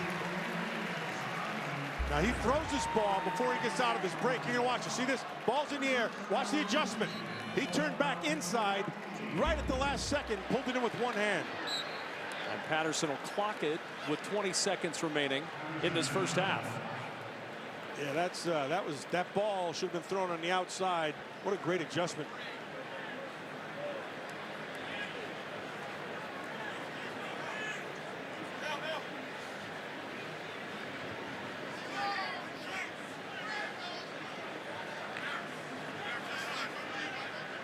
Second down and 10 after the spike. See if he doesn't take a shot here. Patterson stepping away from pressure. Patterson on the run, headed for the sideline, out of bounds at the 9. That's a 5-yard scramble, but it took 7 seconds off the clock. Which you can live with. So here's the thing, down here in the red zone, the closer you get, all your angles change. All your angles change defensively and also offensively. And it's tougher for a quarterback to throw in a condensed space. A lot of times they'll show blitz here and flood it with zone, especially to the wide side of the field where they have 2. Middle's open as well. They still have 2 timeouts if they're stopped short. 3rd and 5 from the 9. Patterson for the end zone, incomplete. He was looking for Mike Sainristil. Pretty good coverage out there for Middle Tennessee. Not a lot of See what room they try to do, Kev. What they try to do, they take the receiver to the outside and you run a short stop route. And then that forces the defender to have to jump you, and then you take the inside player and get him on top. Watch right here. Here's the outside. There's going to be the stop. Now see how he just keeps him on top side? So you try to get one to bite and then try to hit the other one over the top. DeCorey and Patterson out there in coverage, and now 4th down. And the field goal try for Jake Moody from 27 yards. And the field goal is good. And Michigan has a 27-14 lead with 5 seconds to go in the first half. We'll step aside for a 30-second break.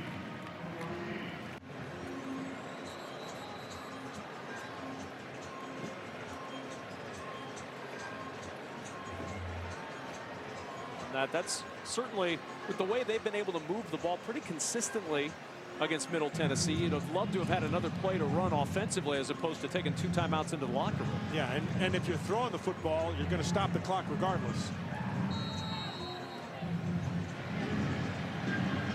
The field goal, though, puts Michigan up 27-14. Middle Tennessee won the toss and elected to defer, so they're going to get the football to start the second half.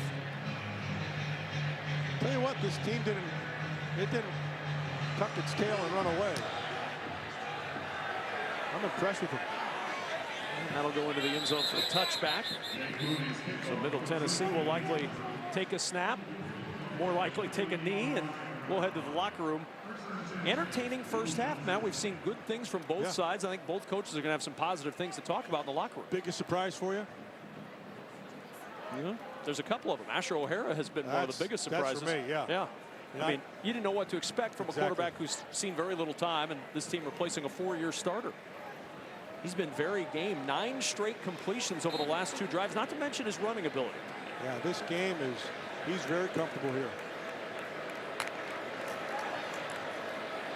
Likely the final play before we get to halftime. Jay McDonald with the carry, picks up 4, and halftime arrives in Ann Arbor with the 7th-ranked Wolverines up 27-14 at the break. College football season underway in Ann Arbor, and Michigan's offense has been able to put 27 on the board in this first half. 2 turnovers leading to both Middle Tennessee touchdowns. 1 fumble and 1 muffed punt. And of course, in Ann Arbor, the 1 tunnel leads to both locker rooms, and so the visitors will take that path first. They let the visiting team go in first, and then they put the officials in between, and then have the home team go. Coming up at halftime, Dave Rebson, Glenn Mason, Joshua Perry bring you up to date on opening week in the Big Ten. Our Reese's Peanut Butter Cups halftime report from our BTN studios in Chicago. Straight ahead, Michigan up 13 at the break. The target? A prideful cloth stretched taut by wooden poles. Some prefer one hand, others two.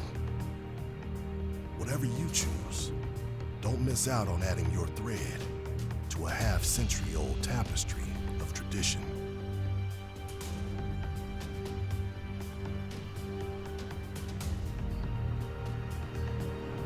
Back in Ann Arbor as we get set to start the 3rd quarter of play with Michigan leading 27-14 over Middle Tennessee. Alongside Matt Millen, I'm Kevin Kugler back here in the big house. When you look at that first half, Matt, you see good quarterback play on both sides. Yeah, and actually I think Asher O'Hara, I thought he played exceptionally well. Given his supporting cast and Shea Patterson's supporting cast, I would say he outplayed Shea Patterson. Now Patterson has thrown for almost 200 yards in the first half, but he missed a couple of throws that could have been a huge first half. Now, we talked about it at the top of the broadcast. So Shea Patterson has not thrown a 300-yard game as a quarterback in Michigan. Did it 7 times before he got to Michigan, but he's right on pace for a much bigger day than that. He's going to have several 300-yard days this year. Yeah, he will. There's no question. And you know what? And you can see they're still not smooth with his offense yet. There's still some wrinkles to get out of it. But I think overall right now they've got to be happy where they're at in terms of scoring points, moving the football. They just have to hang a couple more on them. Let's check in downstairs with Rick Pizzo. Rick? Kevin, Jim Harbaugh was fairly pleased with that first half with the exception of sudden change defense. He will have to deal with some other players being out in the second half. Tariq Black, who ran up the tunnel late in the first half, will return. He was just cramping up, needed some fluids. But running back True Wilson out with an unspecified injury, doubtful to return. Recall, as we told you before the game, Donovan Peoples-Jones came into this game with a walking boot, and John Runyon, the starting offensive lineman, also has not played in the first half, wasn't anywhere close to 100% in warm-ups, and he is unlikely to go at all in the second half either. All right, Rick, thanks so much. Those offensive linemen have been challenged tonight as well for Michigan. Those young tackles, Matt, they've looked good. They have, and so they haven't been challenged physically, they've been challenged mentally. So what you've seen out of this Middle Tennessee defense is a lot of numbers. There's a lot of guys, they're bringing them from all over the place, so you got to be mentally right.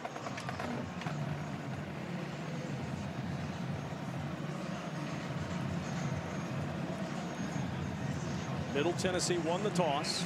They deferred, so they're going to get the football to start this second half.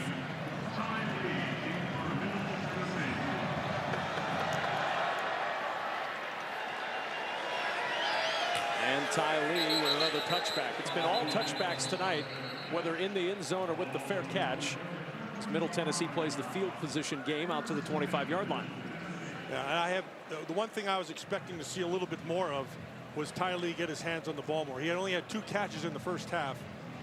And I think part of that is the coverage of Michigan, and the other part of it is being able to just, target him and make it a big part of what you're doing in the game plan.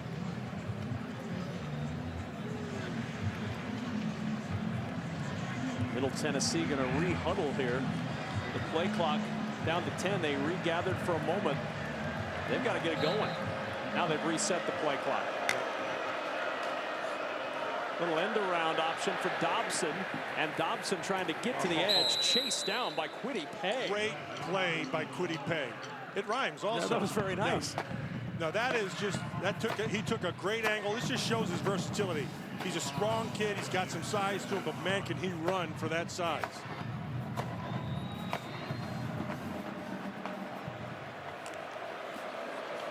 Second and 5, swing pass to Dobson. Dobson slithers through an opening. He's got a first down to the 40-yard line. Josh Metellus, Lavert Hill combined on the stop for Michigan. Asher O'Hara, good solid first half. His first start, he began at the College of DuPage, had 1 year there as a freshman, then played in 2 games last year, ended up redshirting for Middle Tennessee behind Brett Stockstill, who was a 4-year starter at the quarterback position. O'Hara with a little more time. There's Ty Lee into Michigan territory. A first down to the 46, a pickup of 14 before Khaleke Hudson can bring him down. Yeah, so they're clearing, and then they're just going to delay him and come back underneath. So the 2 inside receivers, they draw the defense deep. He starts to look like he's going to run an up on the outside and then comes back inside. So that's good concept. Swing pass, Garnett. And Garnett fights his way down near the 41-yard line. The piece of the puzzle that you don't really see with Ty Lee, and you're seeing a lot of, is his blocking ability. So they're throwing these screens outside. Ty Lee's sticking his face right in the middle of the defender. Not a big guy. Second and 5. O'Hara. And O'Hara to the 40-yard line. That was not the smoothest of plays, but he gets 2. And he could feel the backside pressure coming. So when they start running to the top side, they generally leave the backside one guy unblocked. So you can gain an extra guy on the front side.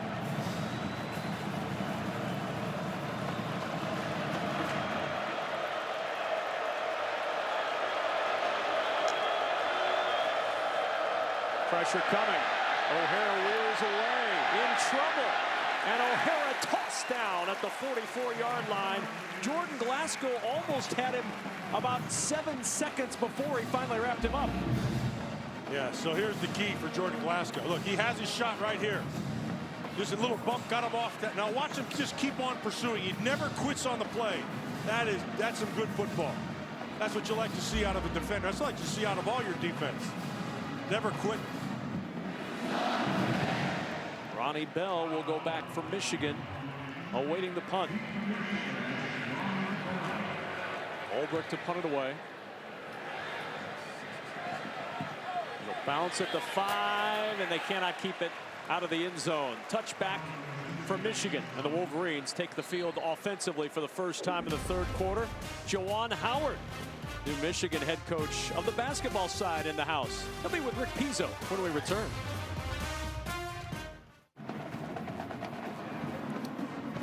We are back in Ann Arbor, Michigan up 27-14, joined by a very familiar face, Juwan Howard, the new Michigan basketball coach. I think he may have received louder cheers than Shea Patterson during portions of the night. Juwan, I know it's only been a couple of months. You had a very emotional press conference. You're still trying to settle in, but as you let this wash over you, coming back to Michigan as the head coach, what's a night like this mean to you? This night means a lot to me and also to the Michigan fans, man. That, you know, coming to a Michigan football game is special. It never gets old. And for me personally, this is a beautiful, monumental moment.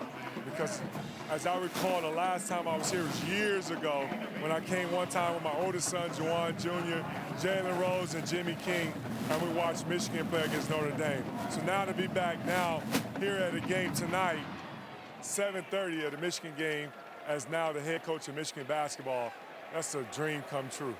What have the last 3+ months been like for you as you obviously try to build your staff, make sure you have the players that you want, make sure you have the system that you want, and at the same time try to truly enjoy what you said yourself at that introductory press conference was one of the most important and life-changing moments you've ever experienced? Yes, it's been a lot, but I've been embracing it. Every moment, this is what I wanted, this is what I dreamed of, and to have an opportunity to build a staff, to go out there and recruit players that I feel that fit the style of play that what I would like to implement here at the school, and then more importantly, continue the tradition with the culture. Coach Beilein did a phenomenal job here at this university and bringing back what Michigan is all about. Now it's my job to put my imprint on it and do it how we feel we can help carry on that Michigan tradition, but the winning ways. And that winning ways meaning not only on the court, but as well as in the classroom, winning in that way, which is huge to us. It means a lot more to me as well. Juwan, it is terrific to see you. We are so happy to have you back in the Big Ten, and we wish you the best of luck. Look forward to covering you this season. Thank you, man. Happy to be back. Go Blue! I knew it was coming, Cap. I've been disappointed if it hadn't been there. Excited to see what he can do here at Michigan, continuing what John Beilein had going. Charbonnet, good hole up the middle, and the burst takes him into Middle Tennessee territory for the first down at the 47. That's a nice play call from the sideline for Josh Gaddis. So he's reading, you know how they get their plays back in, and they get them late. And so they lined up on the top side, and they were going to come with an overload blitz to the right. Instead, he just handed it off inside, let it work against him. Ryan Hayes opened up that hole for Charbonnet to motor through. 4 carries, 30 yards for the freshman in his debut. Fakes the swing pass to Charbonnet, and the jump pass over the middle incomplete. And there's a flag. We're going to call lineman downfield.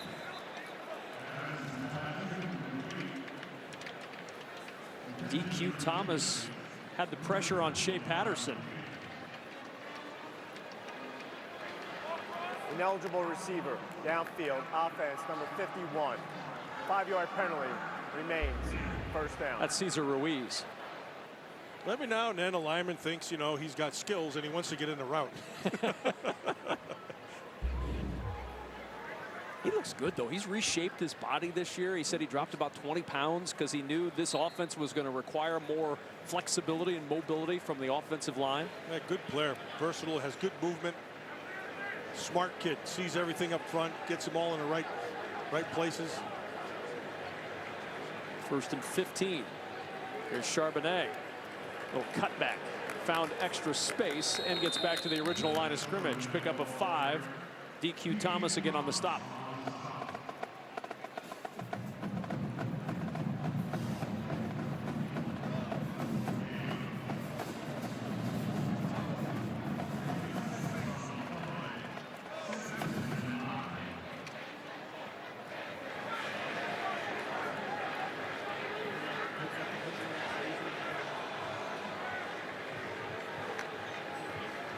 Second and 10. Patterson looking for his tight end again, and McCune climbs the ladder, but he can't pull it in. He's got to have that. That's a ball that's right where it had to be. That was a well-thrown ball. High points it. Now hold on to it. And he's got strong. That's a good player. He's a good player. And for this offense to operate, like I said, at peak efficiency, they need a tight end to open things up. Justin Brown, the junior from Birmingham, was out there to help dislodge that ball from McEwen. And Van Sumeren now at running back on 3rd down and 10.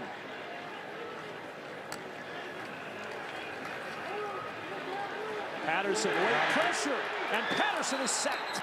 From the back at the backside. 45, it's Jordan Branch. Yeah, got him on the top side, and when he started to run, Branch was able to turn the corner off of Mayfield. He just doesn't quit. See, he turned the corner right there. That's a big man running. He just got that ankle. Jordan Branch is 6 foot, 301 pounds. Matt, he was a running back in high school in Tennessee. They moved him to defensive line once he got out of high school, though. You can see why. Introduce him to the cafeteria. Still retains some of those running back quicks, though, on that play. Oh, he can run. Ty Lee from the 18. And Lee to the 25, where Middle Tennessee will take over 1st down and 10. 8:07 to go in the 3rd. Jim Harbaugh's team only up 13 at home.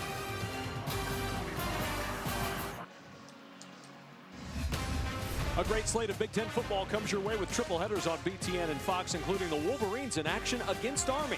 It's all next Saturday on BTN and Fox and streaming live on the Fox Sports app. All season long, we're celebrating the 150th anniversary of college football. Go to CFP150.org for more info. It is a full slate of college football. Got a game here in Ann Arbor. 27-14, Michigan by 2 scores, and on 1st down, it's Dobson on the sweep, and Dobson from the 25 to the 29. Brad Hawkins on the stop. We've seen more Zach Dobson in this 2nd half. We didn't see him in the 1st half because he was out in the 1st half, was suspended because targeting in the bowl game kept him out for the 1st half of this season. He's getting his playing time now, though, as Dobson gets it to the 32-yard line. That's a pickup of 3. And this is perfect position for him right here. 3rd and about 3 or 4, a long 3. That's very manageable. Now that makes the quarterback's feet become a factor. Michigan has not had great success just rushing 4. And O'Hara runs right into the teeth of that rush, and Aiden Hutchinson said no way. There's a jailbreak right there. Hutchinson did a nice job. That's a 6'7", 290-pound beast. See how he got off the ball? That's really well done. Got into the blocker, disengaged really quickly, was able to make the play. Cole Kirby was tossed aside like a rag doll. And on 4th down, Kyle Ulbrich will punt it away. Good punt. Driving Ronnie Bell back to the 20-yard line. Bell hit and dropped at the 24. Michigan's defense gets the stop. Aiden Hutchinson pretty fired up, turning Middle Tennessee away.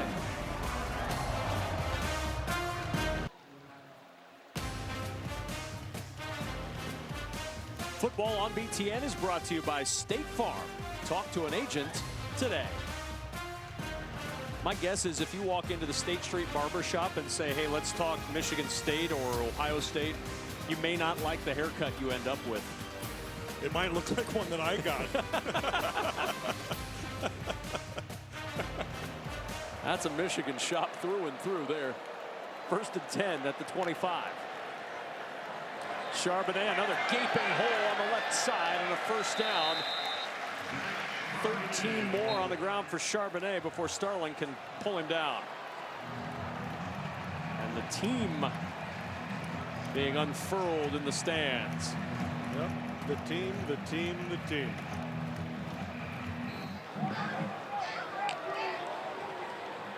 Charbonnet again. And this one is not going to count. A timeout was called from the sideline first by Michigan. Timeout, Michigan. Their first of the half. It'll be a full charge. We'll step aside with Michigan up 13. One thing about our battle cry, we promise it won't make you red-faced. We'll leave you feeling green.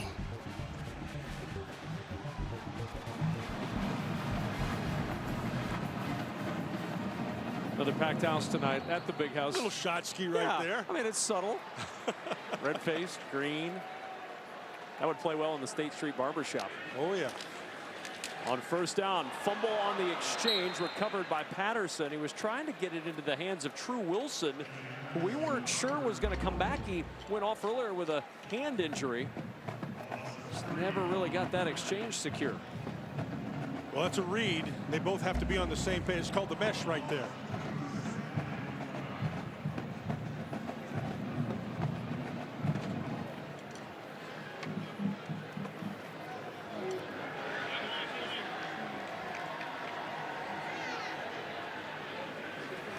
Second and 12. Patterson, off play action with time, looking for a deep shot. Tariq Black was well covered, and the pass incomplete. And they went man, brought 6. That's, I'll tell you what, Middle Tennessee is not backing down at all. They came with a game plan. They're sticking with it.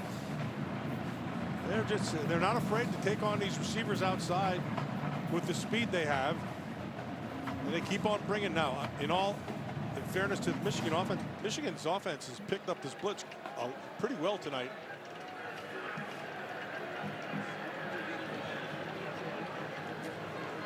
Third down and 12 at the 36. Four-man rush. Patterson has to flush. Incomplete. Well defended again by Middle Tennessee, and Patterson shaking his head as he walks off on fourth down. That's because there's nowhere to go. The coverage was all the way across the field. Scott Schaefer, the defensive coordinator for Middle Tennessee, he's dialed up a terrific game. Scott was a defensive coordinator with Jim Harbaugh on his first Stanford staff, spent a year there. They were 5th in the nation in sacks, that aggressive style of defense that he has. Then he moved to Michigan under Rich Rodriguez, and it did not go well here. He was not able to call the defense he wanted to call in that first year. And he said, the best thing about my one and done in Ann Arbor was that my wife got healthy. Yeah. His wife was diagnosed with melanoma, and the cancer hit her here in Ann Arbor. The doctors in Ann Arbor were able to do some surgeries, he said. They got her cured, cancer-free ever since his time in Ann Arbor. So it was one year that wasn't a great success from a coaching standpoint, but it was a much bigger success in a much bigger game, the game of his wife's life. Yeah, much more important success.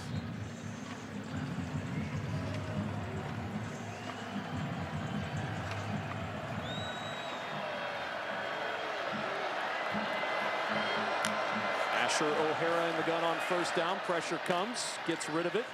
Tough tackle. Brad Anderson bent back by Devin Gill. This was pregame. Two old friends meet up. Scott Schaefer said he's talked with him regularly over the years, and he loved him. He said, we had a blast together. I really enjoyed coaching with him. I love him. I love his dad. He went on and on about Jack. Second and 6, fumbled snap. O'Hara in trouble, and he's down. Back at the 14-yard line, Josh Uche.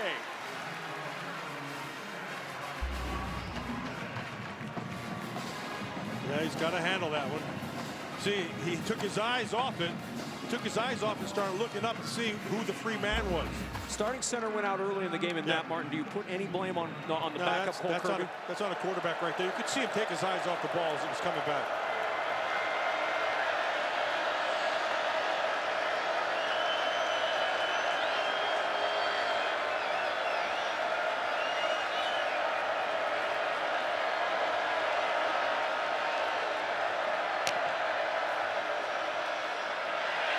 O'Hara in all kinds of trouble. Just has to get rid of it, and he throws it through the hands of Lavert Hill. Hill was thinking about his touchdown dance before he looked the ball in, and a missed opportunity for Michigan. Yeah, that was that's the first really bad decision you saw out of O'Hara. And then defensively, you have to make this pick. I mean, this one's 6 right now. You know, it was one of those things that you can't, I mean, it's coming to you and it's in slow motion. You're like, don't drop this ball, and you do it. That ended a streak of 13 straight completions for Asher O'Hara, and Lavert Hill kicking himself. You can tell, because that was a pick 6 all the way. Ronnie Bell at the 49-yard line, bounces off one, spins away for another, and Bell down at the 44-yard line. That's a big swing in the field position game right there. They just won. 3:40 to go in the third. Here's our Wendy's stat of the game, and it's the miscues of Michigan. The 2 turnovers, 14 points for Middle Tennessee. Their other 10 drives, 7 punts, and 2 turnovers. There was turnover number 1. That was on the very first play of the game, and now a muffed punt becomes the other turnover. That little bobble recovered by Shea Patterson. And Patterson on the bench for this series as Dylan McCaffrey comes in.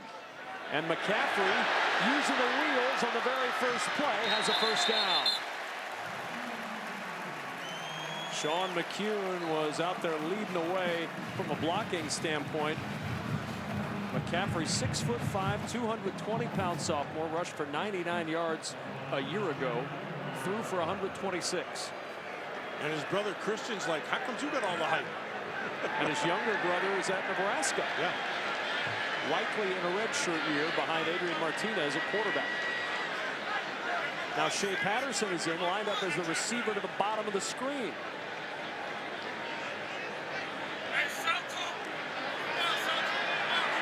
Play clock's at 1. Play clock is at 0. That'll be a delay of game. Delay of game. Offense, number 10. 5-yard penalty. First down. So penalty on the Michigan offense, and Lavert Hill, you think he's still thinking about? Yeah, he's got to let that go. Yeah. He's going to have a lot more opportunities. More than that. He's such a talent. There are going to be many chances. Patterson back at quarterback. Now McCaffrey lines up as the receiver to the bottom of your screen. Patterson will keep. Blockers in front. Nice move by Patterson, and a big hit leveled by Gregory Great. Patterson will head to the sideline now.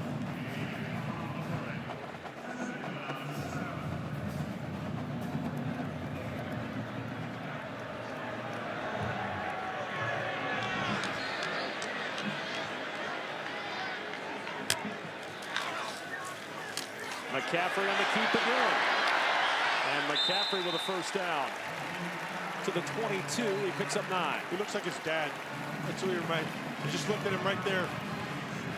He looks like his dad. Of course, Ed McCaffrey was a great receiver in the NFL for a long time. And his wife is the real athlete in the family. Ed'll let me hear about it.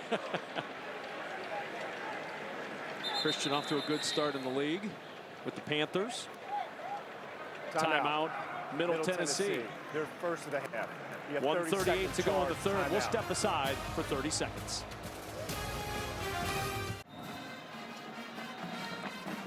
Tomorrow on BTN, volleyball returns as Jacqueline Quaid leads the 6th-ranked Illini onto the floor for a top 20 showdown with number 19 Tennessee. Big Ten women's volleyball powered by Unleaded 88. Tomorrow at 2 Eastern on BTN and the Fox Sports app. Big Ten is so good in volleyball every single year. This year, no exception. Be another terrific year on the court. Here's McCaffrey again.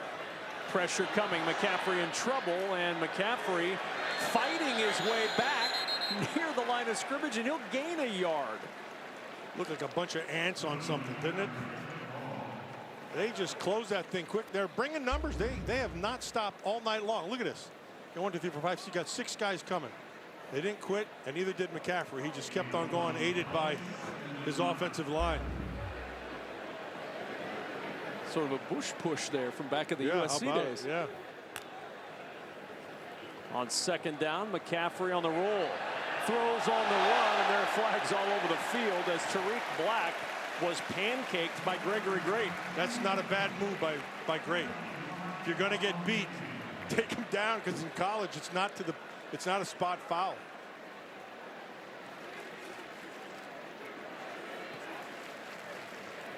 Hard to argue that call if you're Gregory Great. Pass interference. Defense, number 3. 15-yard penalty from the previous line of scrimmage. Automatic. You're watching the top First upper down. left. See all the way up here, number 3. All the way up here. So he knows he's going to get beat. Now that's a takedown. I'd give him 2 points from that. That's not bad. I'm surprised in one thing that it took till late in the third quarter in your return to the booth to mention wrestling. 2-point takedown. First and goal at the 6. McCaffrey will keep again. McCaffrey open field touchdown.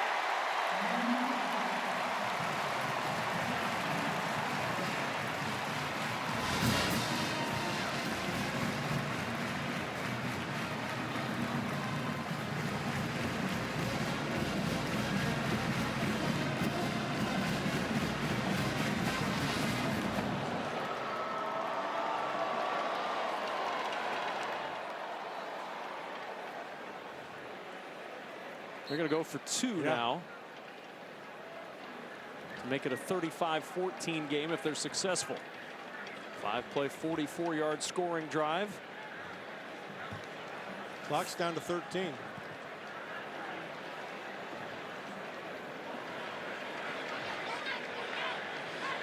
Patterson back in at quarterback.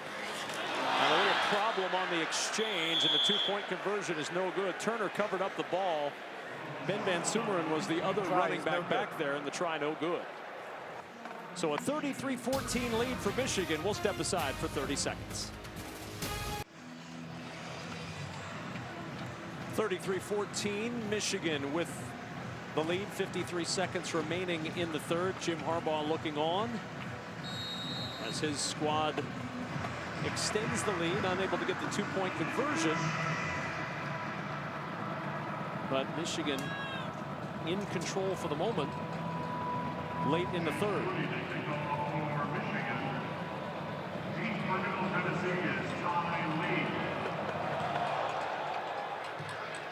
Lead deep again, as we've seen all night. The fair catch, and it'll go out to the 25-yard line for Middle Tennessee. So Matt Millen, we are almost through 3 quarters in this start of the college football season. New offense for Michigan. What have we seen so far? You can see that it's a new offense. So it's going to be an exciting offense, okay? They still haven't established a true running game.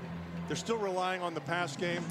They haven't really gone to the high up tempo that we were expecting to see, but they've showcased a lot of talent and a lot of different players.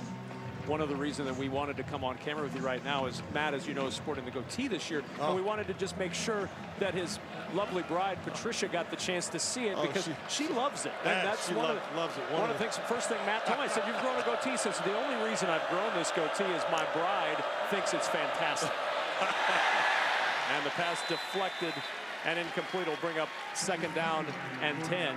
I should have gotten a shave while I was at that barbershop. You should have. I mean, for a minute I thought it was evil Matt Millen. I hadn't seen him for a while. You got a new heart, and I'm thinking, boy, his doppelganger has shown up. But then I find out, you know, the things you do for your bride. Yeah, it's amazing. She absolutely loves it. Yeah, thanks, Kevin. So Cunningham back on the field at quarterback. We saw him in the first half early. Second down and 10 as Cunningham from the gun slings it out of the backfield. It's West, and West close to the first down as it goes out of bounds just shy of the 35, chased out by Khaleke Hudson.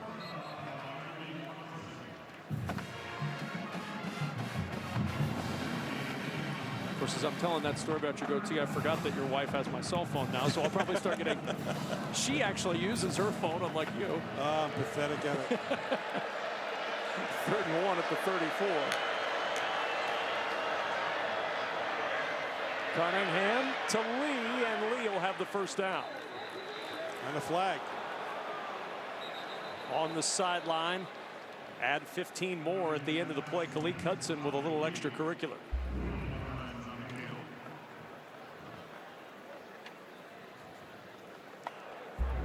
After the play, personal foul. Defense, number 7. 15-yard penalty will be added on to the end of the run. First down. It looks like a first game in a lot of areas. Yeah, it really does. So, you know, they're going to do nothing but get better here. This is one thing that concerns me defensively is unless they bring pressure with a blitz, they haven't really gotten there. First down at the Michigan 47. Little flea flicker. Cunningham in trouble, throwing on the run, incomplete. Yeah, he threw that away, and that's smart by Cunningham. Khaleke Hudson with the rush. For Michigan, Army is next, and they get the bye week before Big Ten play begins at Wisconsin. But when you look at the schedule, what jumps out, 6 of the remaining 11 opponents are ranked in the top 20 of college football. This is not an easy road. And when we spoke to Don Brown about this, it's the first thing he said. Army gives me fits. He said we started practicing for them 3 weeks ago. They won earlier today over Rice, 14-7. Second down and 10. Cunningham to the air again through the fingertips of Reuben Garnett, and that brings us to the end of the third quarter here in Ann Arbor. The Michigan Wolverines in the home opener, the season opener, flexing their muscle, up 33-14 at the end of 3.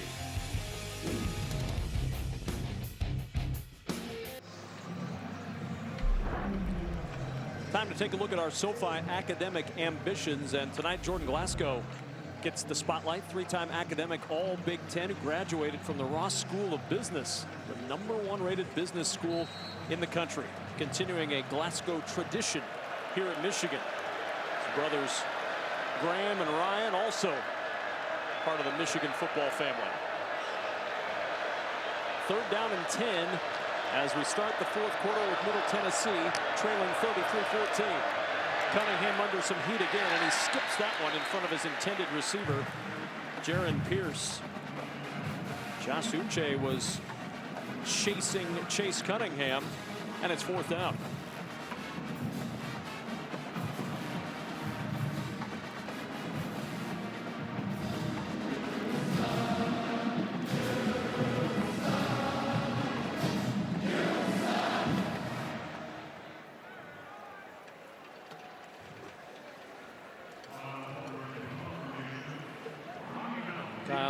To punt it away. With Ronnie Bell back deep.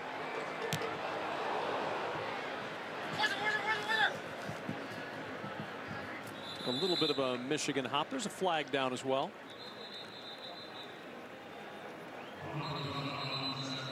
It's on the far sideline, so they'll have to gather everyone together. Probably Michigan guy went out of bounds and didn't go and stayed out of bounds instead of getting back in.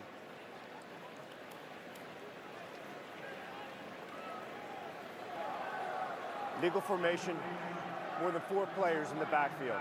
5-yard penalty from the previous line of scrimmage. Replay, fourth down. Or that.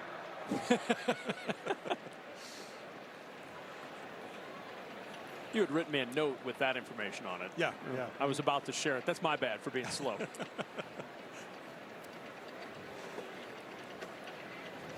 Rick Stockstill, their team was right there last year. They won the division, nearly Conference USA champions, but of course he had a 4-year starting quarterback and his son Brent, who's now at FAU, and his wife today went over to the FAU game against Ohio State. The team down south. That team down south, and then came here tonight. So she's been surrounded by about 200,000 people today.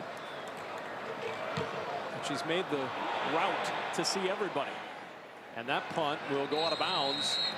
Punting away from Ronnie Bell and out of bounds near the 15-yard line. Drops have been a problem tonight, Matt, for Michigan. Yeah, we talked about it earlier, and these are balls that should be caught. These are right in the hands, right where they're supposed to be. That would have been a little bit more difficult. And then, of course, this pick 6, it's just, he couldn't believe it. had too much time to look at it, probably thought his way into a drop. Took him a while to get over that one as well. We saw him quite a bit later, still thinking about it on the sideline. He's too good of a player to let that happen to him. So Dylan McCaffrey stays in at quarterback. 1st and 10 at the 15. Ben Van Sumeren is the running back. He'll get the carry. Van Sumeren down to the 18-yard line. Josh Gaddis had high praise for this young running back, 6'2", 244-pounder. He said he's going to shock people. And he says you look at him and you think, well, he's more of a fullback build, but he said he gets into the open field. He runs a 4.5 in the 40. There's not too many guys that are going to track him down. He's a good-looking kid. There's a lot of inexperience at running back, but not lacking in talent at the position. 2nd and 7 at the 18-yard line. McCaffrey pass deflected and caught off the deflection by Ronnie Bell. And that's who he was looking for anyway. They just got there a little later. Yeah, just a simple inside move. Look, he times it, gets his hand on it, and he just keeps running through his pattern. That's fortuitous at best. Cody Smith with the tip on the option. Van Sumeren upended on the play. Nice tackle made by Quincy Riley. Former BTN To Go users, the Fox Sports app is now the exclusive place to stream Big Ten events from BTN, Fox, and FS1. Download the Fox Sports app today on your smartphone, tablet, and connected devices, and never miss a second of the action.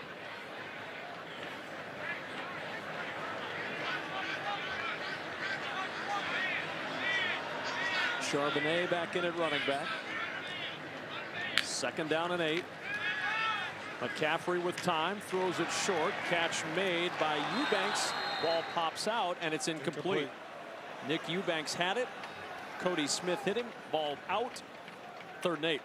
This Middle Tennessee defense, you know, they played a lot of high-risk stuff now. They've taken their chances with a lot of blitzing, but they've covered exceptionally well.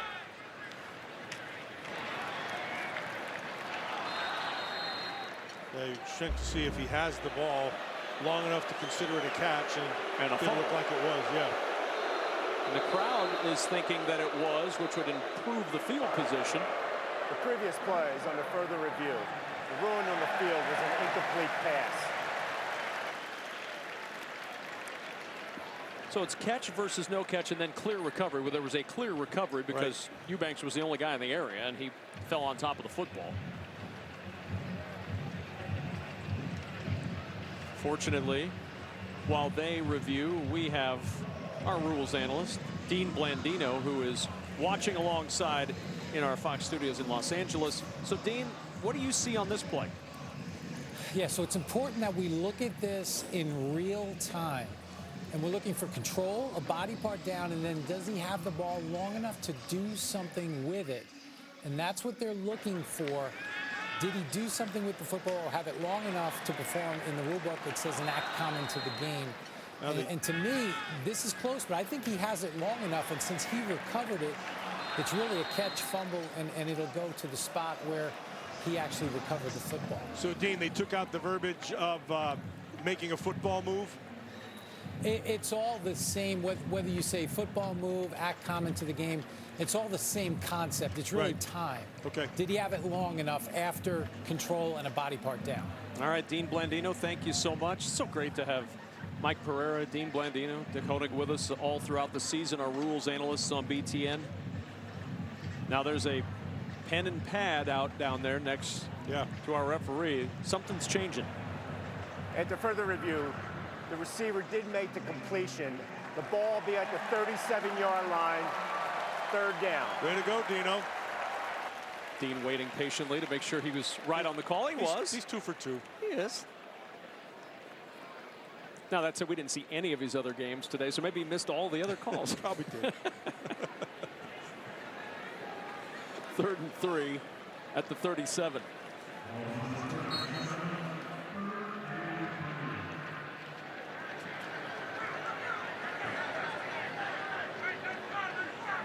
Bell in motion. McCaffrey hands to Charbonnet. 1st down and more. Breaking tackles. Stepping out of others. Looking for a block. Charbonnet inside the 30 and down inside the Middle Tennessee 25. That's what you're waiting to see. And he broke some tackles on the inside, then just turned it on to the outside. This is just really well done. Right here. Now he's going to break that thing. Now kick another gear. 41-yard burst for the highly touted freshman, who's drawn some comparisons to David Johnson. Yeah. Cardinals running back. Can catch the ball, has speed, has a little power. I like his block, and it's another block he just put on. McCaffrey, with nobody open, takes it to the 19, picks up 3. Smith on the stop. Little play action to him on the inside. He picked up a blitzing backer again, hit him right in the face. That's good to see for a young running back.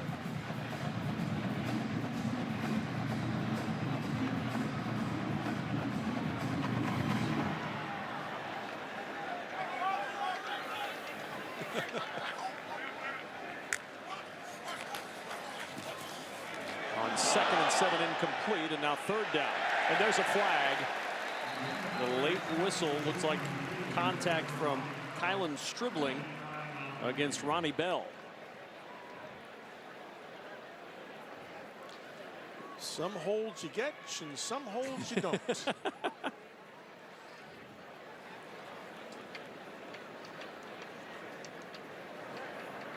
Holding. Defense. Number 17. Half the distance to the goal. Automatic.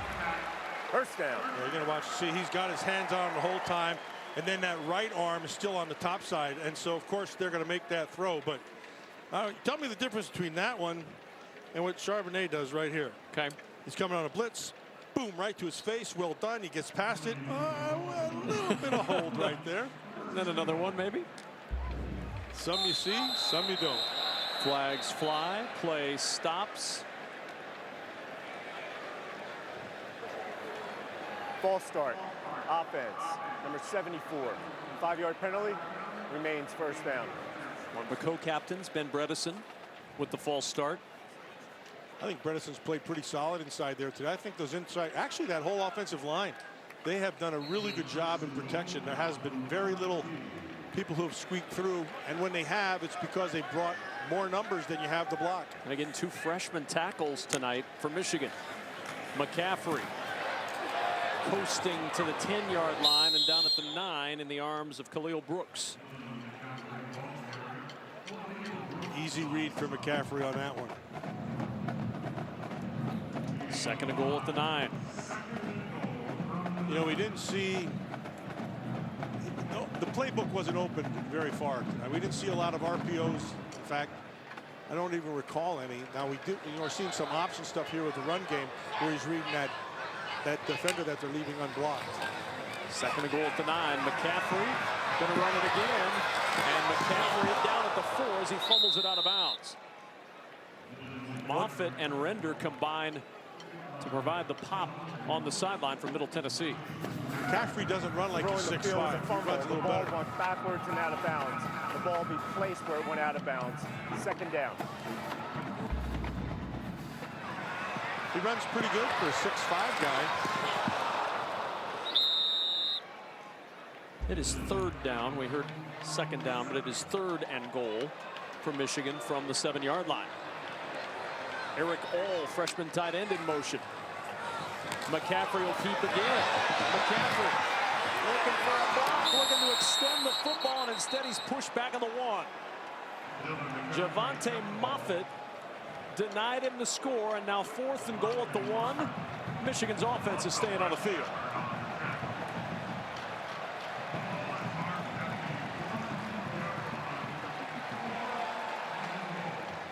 Eric All had to make a choice on that last one. He chose to block back inside and let the outside defender make the play. 4th and goal at the 1. Charbonnet trying to find room up the middle. He's not going to get there.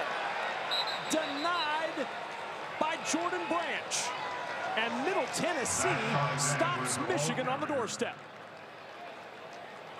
I like this team. I'm gonna watch them all season long. They have. Runner was short of the goal line.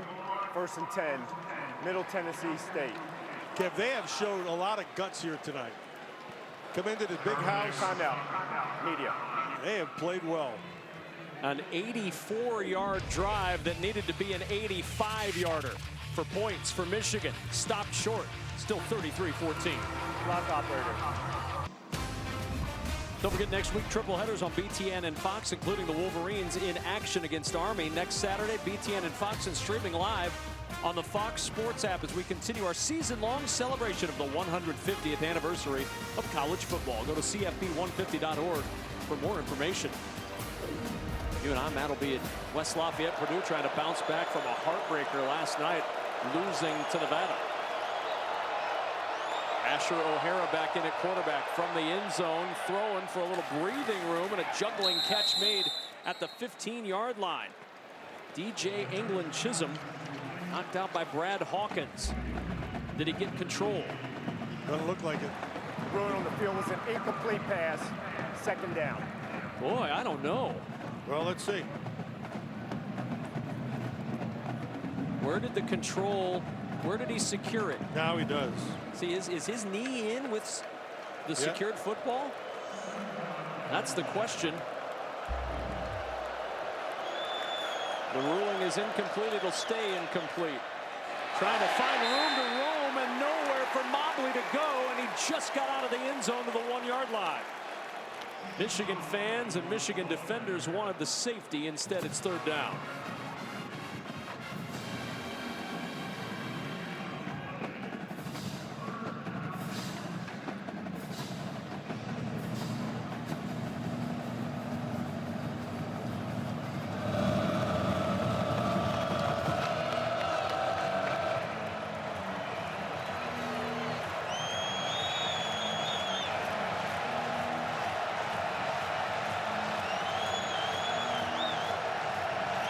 Third down from the 1, a flag down. This play is stopped. It's motion against Middle Tennessee. This will be a big penalty. 6, 7 inches. There was no play prior to the snap. False start. Offense, number 61. Half the distance to the goal. Third down. We need to find Gene Sterator's note card to get half the distance on this one. I think this has been a pretty well officiated game, though, Kev. I would agree. Yeah, these guys have been on it.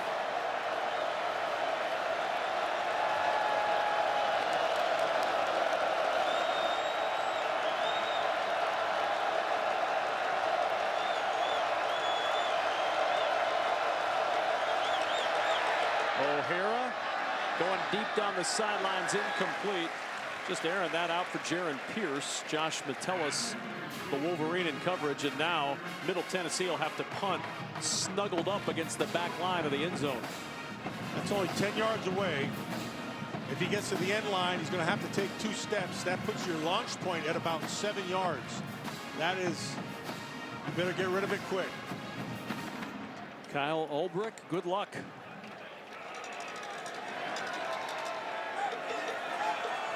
Michigan's got 2 returners back, and Bellin, the freshman, Sainrister,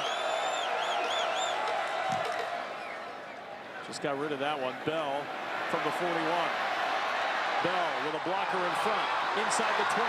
Bell to the 20, steps around some defenders and is thrown out of bounds at the 15-yard line. I think they're. Looked like he almost got thrown down by the face. That's what I thought, too. Yeah. Michigan's bench thought Joseph Sewell grabbed him on the face mask and tossed him out of bounds. Media timeout. 40-yard punt and a 25-yard return. You can officiate this one for yourselves. What do you think? Does he grab the face mask? Grabs a lot of helmet there.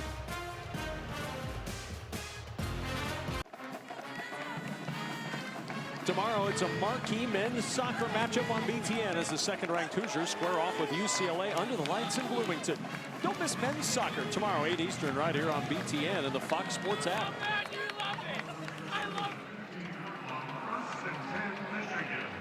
From the 15-yard line. Bell in motion. Gets the toss. Bell cuts back inside the 10 and grabbed around the ankles by Moffitt at the 9.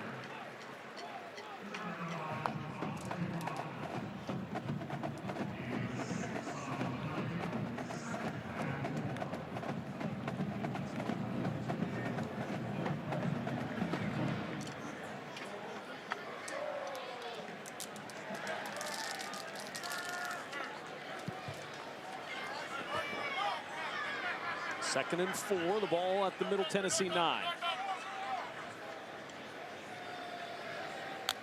Christian Turner's rushed for 49 yards today. He'll get a chance for more here. Nice little cutback on a play that looked like it was going to be a loss. He ends up getting back to the line of scrimmage. Now 3rd and 4 as Patterson makes the stop for Middle Tennessee. Yeah, that's a nice job by Patterson.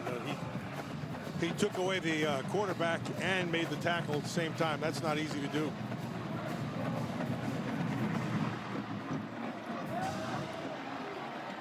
Shea Patterson at quarterback on 3rd down and 4 at the 9.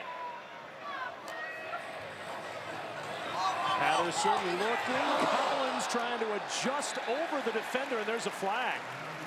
He was working against Justin Brown, and Nico Collins draws the contact and the flag. It's going to be an interference against. But this is tough. This is a tough call. He has to turn and look. Pass the ball is interference. very underthrown. Defense, number 31. By rule, the ball be placed at the 2-yard line. Automatic. 1st down.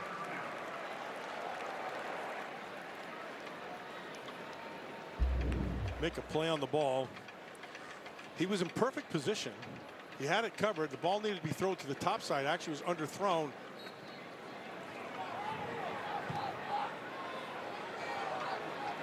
First and goal from the 2. Christian Turner in trouble, and Turner tossed down by DQ Thomas. He's played a fine game tonight. He has. There's a couple of guys here on this defense who have really turned in good shows all night.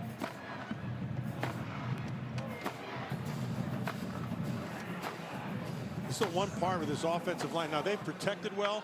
I don't think they've particularly run blocked it very well. They haven't been getting much of a push.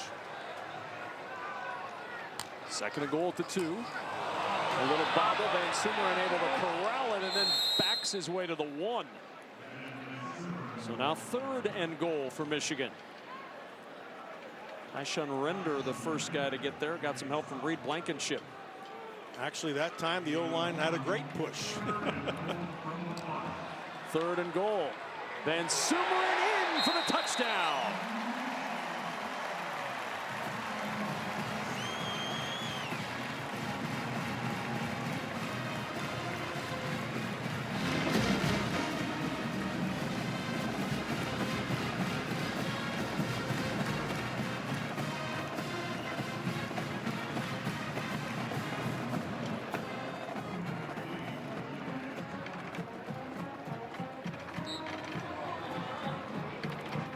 Quinn Nordine on for the extra point.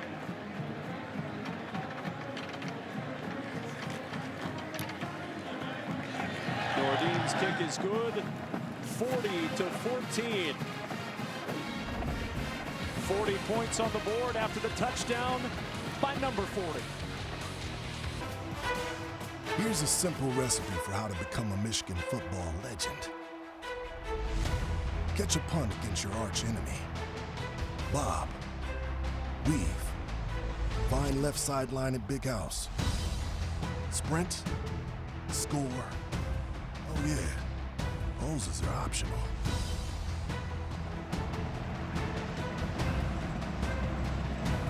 Some legends have walked through these doors and played in this building. Michigan hoping for a chance to hang a banner this year after this season, as the fair catch will bring it out to the 25-yard line. In control now with 6:37 to go, 40-14 over Middle Tennessee. And in so many ways, Matt, when you look back on this opener for Michigan, I think you can put a lot of this on it was the first game for an offense, the first game of the season. You want to win those, you're going to do that. There's a lot to build on here. There's a lot to build on, and there's a lot to remember. The thing to remember is this: they barely opened their playbook, number one. Number two, they in terms of staying simple, and they used a lot of people. A lot of different people came in and out of this game. One thing showed for me, so they don't have that pure pass rusher that they had like Chase Winovich a year ago. They've had to use some blitzes to get there. And I'd like to see that offensive line a little bit better in the run game. thought they protected pretty well. Yep. Michigan's starting defense still out there with 6:18 to go. Jordan Anthony now in the game at linebacker. This will be a free play with a flag down. O'Hara will go up top into traffic, and it's deflected and incomplete. Trying to find C.J. Wyndham, but an offsides will give Middle Tennessee 5 yards. Offside. Defense, number 19. 5-yard penalty. Replay second down. Kwity Paye called for the offsides.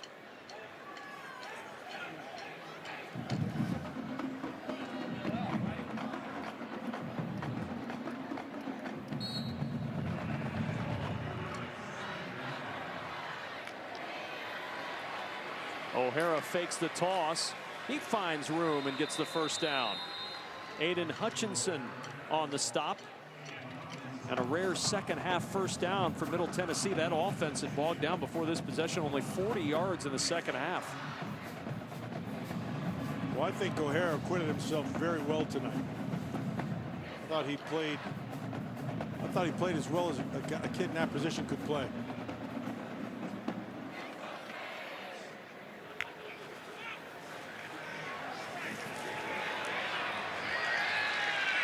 Jay McDonald tripped up by Jordan Glasgow on the sidelines.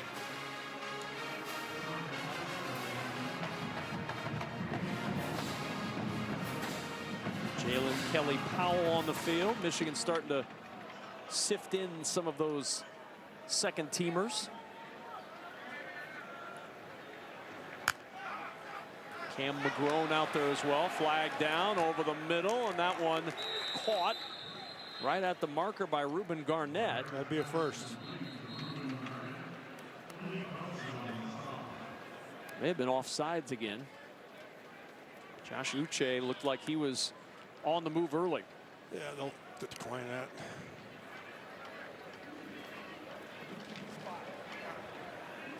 Offside. Defense, number 19. Penalties declined. The result of the play is a first down. No, they gave it to Kwity Paye, but looked like Josh Uche was the one that was going. Either way, it's an offsides and it's declined, so it doesn't count.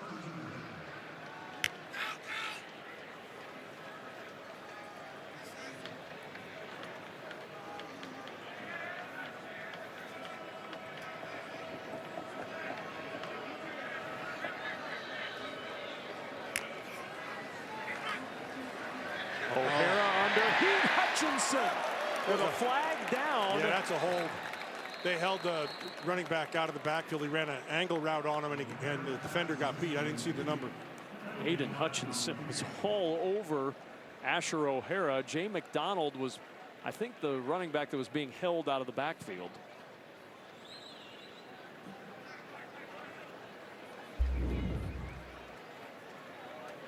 Yeah, right there. And that's Cam McGrone, the freshman linebacker.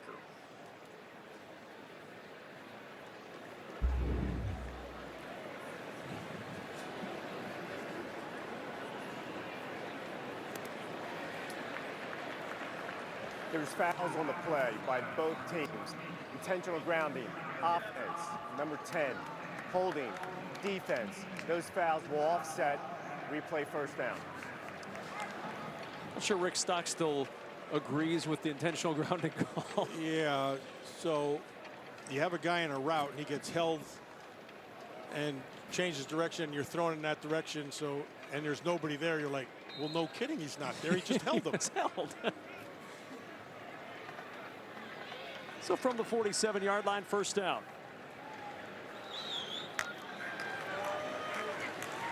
Here's McDonald into the secondary. Big hit between McDonald and Jalen Kelly Powell. Jamarick Woods there to finish him off. You look ahead for Middle Tennessee. They have Tennessee State coming up, and then they go back into the Power Fives. They've got Duke on the 14th at home, and then they have a bye week before they close the month of September in Iowa City against Kirk Ferentz's team. Well, they need to stay healthy. They'll be better 3 weeks from now than they are today. It's the first time O'Hara's taken snaps like this running a team. That kid's he's a gamer. They'll be aggressive like they have been here. But they're not going to be an easy out. This team, just like it was here, you had to work to beat them.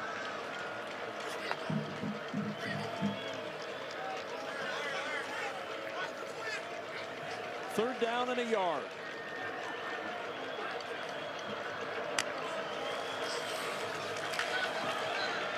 O'Hara on the run. For the sidelines, incomplete. Looking for Joseph Sewell. And it's fourth down.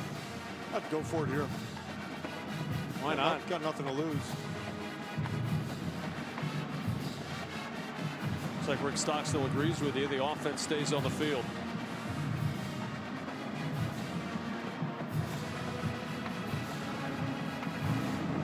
Good coverage there by Michigan. I mean, they've been all over these receivers.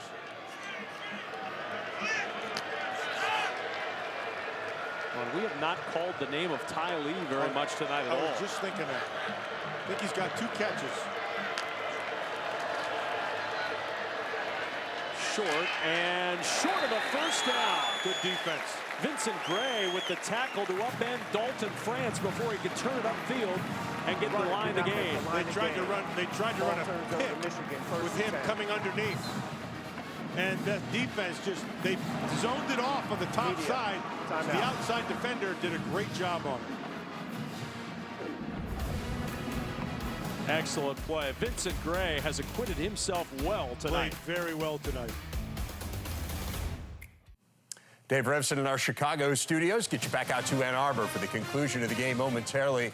Want to remind you, as soon as it is over, stay tuned here. Joshua Perry, Glenn Mason join me for the State Farm post-game show. We will have reaction from Ann Arbor, including Jim Harbaugh's post-game news conference. And then we wrap up the entire day in the Big Ten, the final drive presented by Auto Owners Insurance. That's coming up after the game, but for now, back to Kevin and Matt.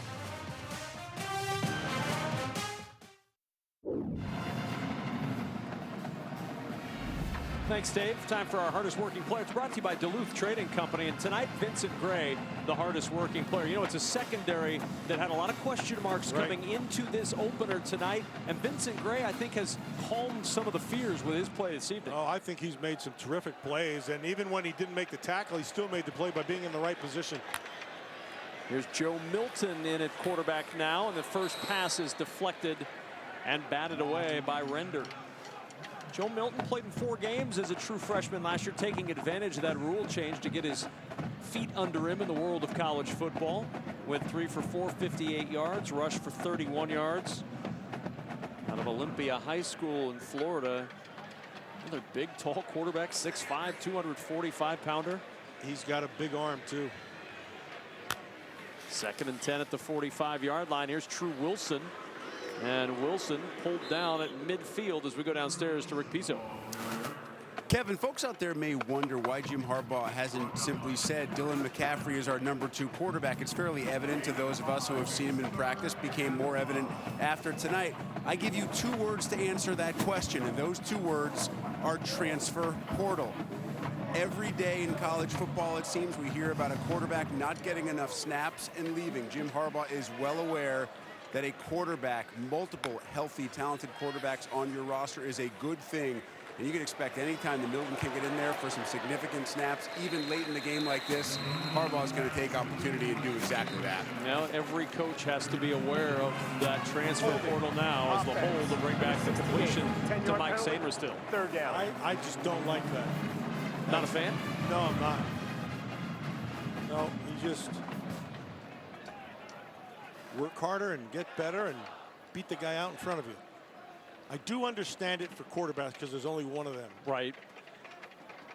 But yeah, I'm not a big fan of that rule. 40-14 advantage from Michigan, under 3 minutes to go in the 4th.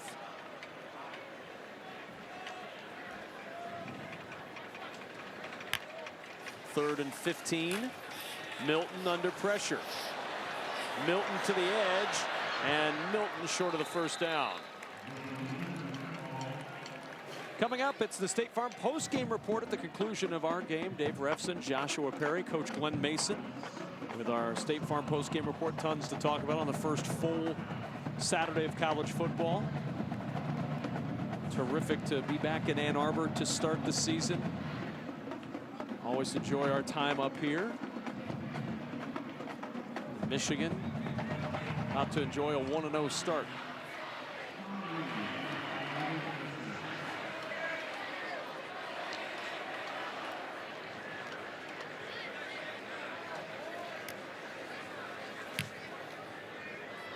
Will Hart's punt sailing towards the end zone. It'll go in for the touchback. So one last opportunity for Middle Tennessee after the 51-yard punt. 2 minutes to play in the fourth. So, Kev, a big picture. Yep.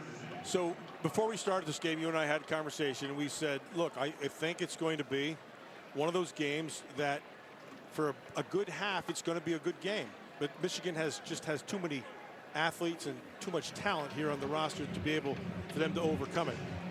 And then I was a little disappointed in the lack of a real rushing game by Michigan. Now, in fairness to them, they have not, like I said, they didn't even open the playbook. I mean, there was a lot of the same plays out of different formations. So the best is yet to come. Nice throw, nice catch by Jaron Pierce out to the 40-yard line, working against Jalen Kelly Powell. Even with that rushing attack, though, that had fits and starts, Michigan's going to end the night with 230 yards rushing, 220 yards passing. So they've had the balance. And as you said, they've just scratched the surface on this offense. First and 10 at the 40-yard line, and McDonald tripped up by Mike Dana after about a yard gain. My one concern would be after, I mean, it's just one game, obviously, but my one concern would be if you have to get after an offense passing game with just 4 down guys, they didn't do very well in that regard. They had to bring a little bit of pressure. On second down, O'Hara to the air. Good grab again by Marshall, and Jimmy Marshall on the run. Marshall into the end zone for the touchdown, his first since November 25 of 2017. Jimmy Marshall, a big target into the end zone for the first time in almost 2 years. This is just a great effort. I mean, the coverage is there. Coverage is right on top of it. Safety tries to go for the pick. Marshall comes up with the ball and then shows his speed.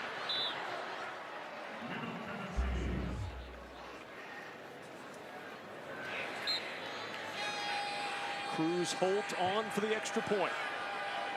A 3-play, 80-yard drive capped by that 59-yard touchdown. And it's 40-21. Middle Tennessee back within 19. 30-second timeout in Ann Arbor.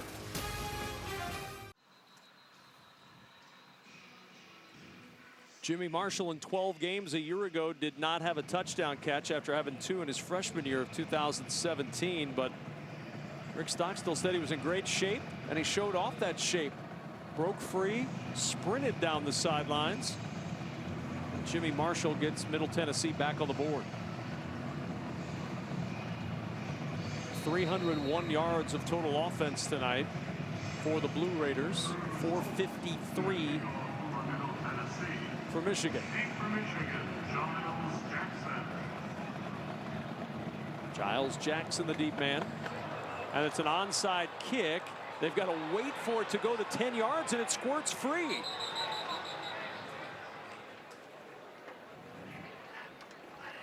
They were stalking that football. It went the full 10, but it's recovered by Michigan.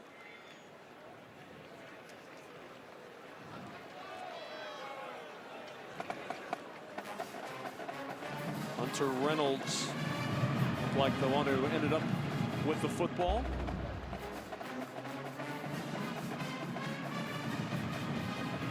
They ran right past Ruined the Van field was illegal Subran. touching by the kicking team. Recovered by the receivers. First down.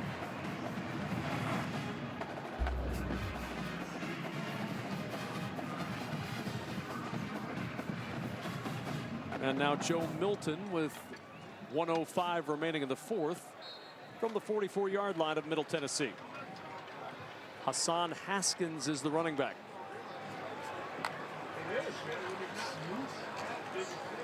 And Haskins Dropped by Poydras at the 45-yard line. Kind of surprised they're not just taking a knee and letting this one run out. Middle Tennessee's not going to call timeouts. Trying to get a couple of plays in from scrimmage for the young guys.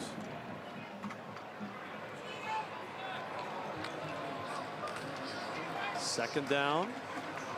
Again, it's Haskins. Stays in bounds. Clock will continue to run. It's third down. Brett Shepard on the stop for Middle Tennessee. Well, Jim Harbaugh can start thinking about Army now. They're up next.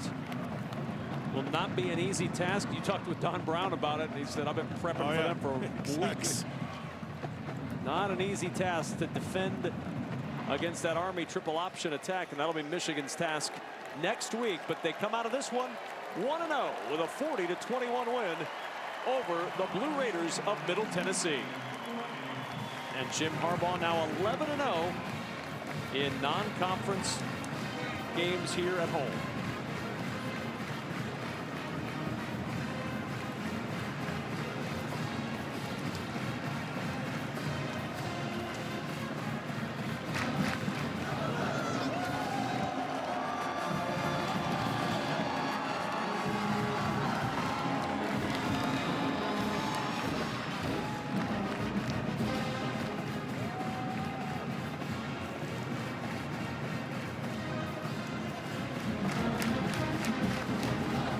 First step tonight, Matt Millen, for this Michigan offense under Josh Gaddis. Right. We said before, they didn't show a lot, but they still put up, what, 400 some yards, 450 yards of offense.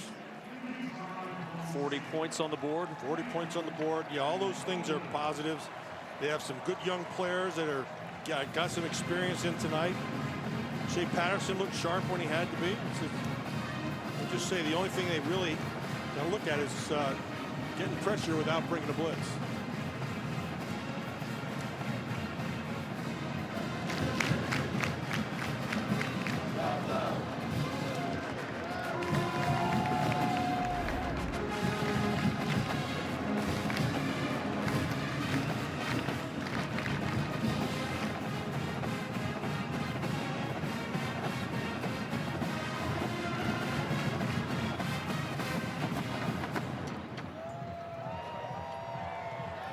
So the celebration that Michigan fans hope is one of many.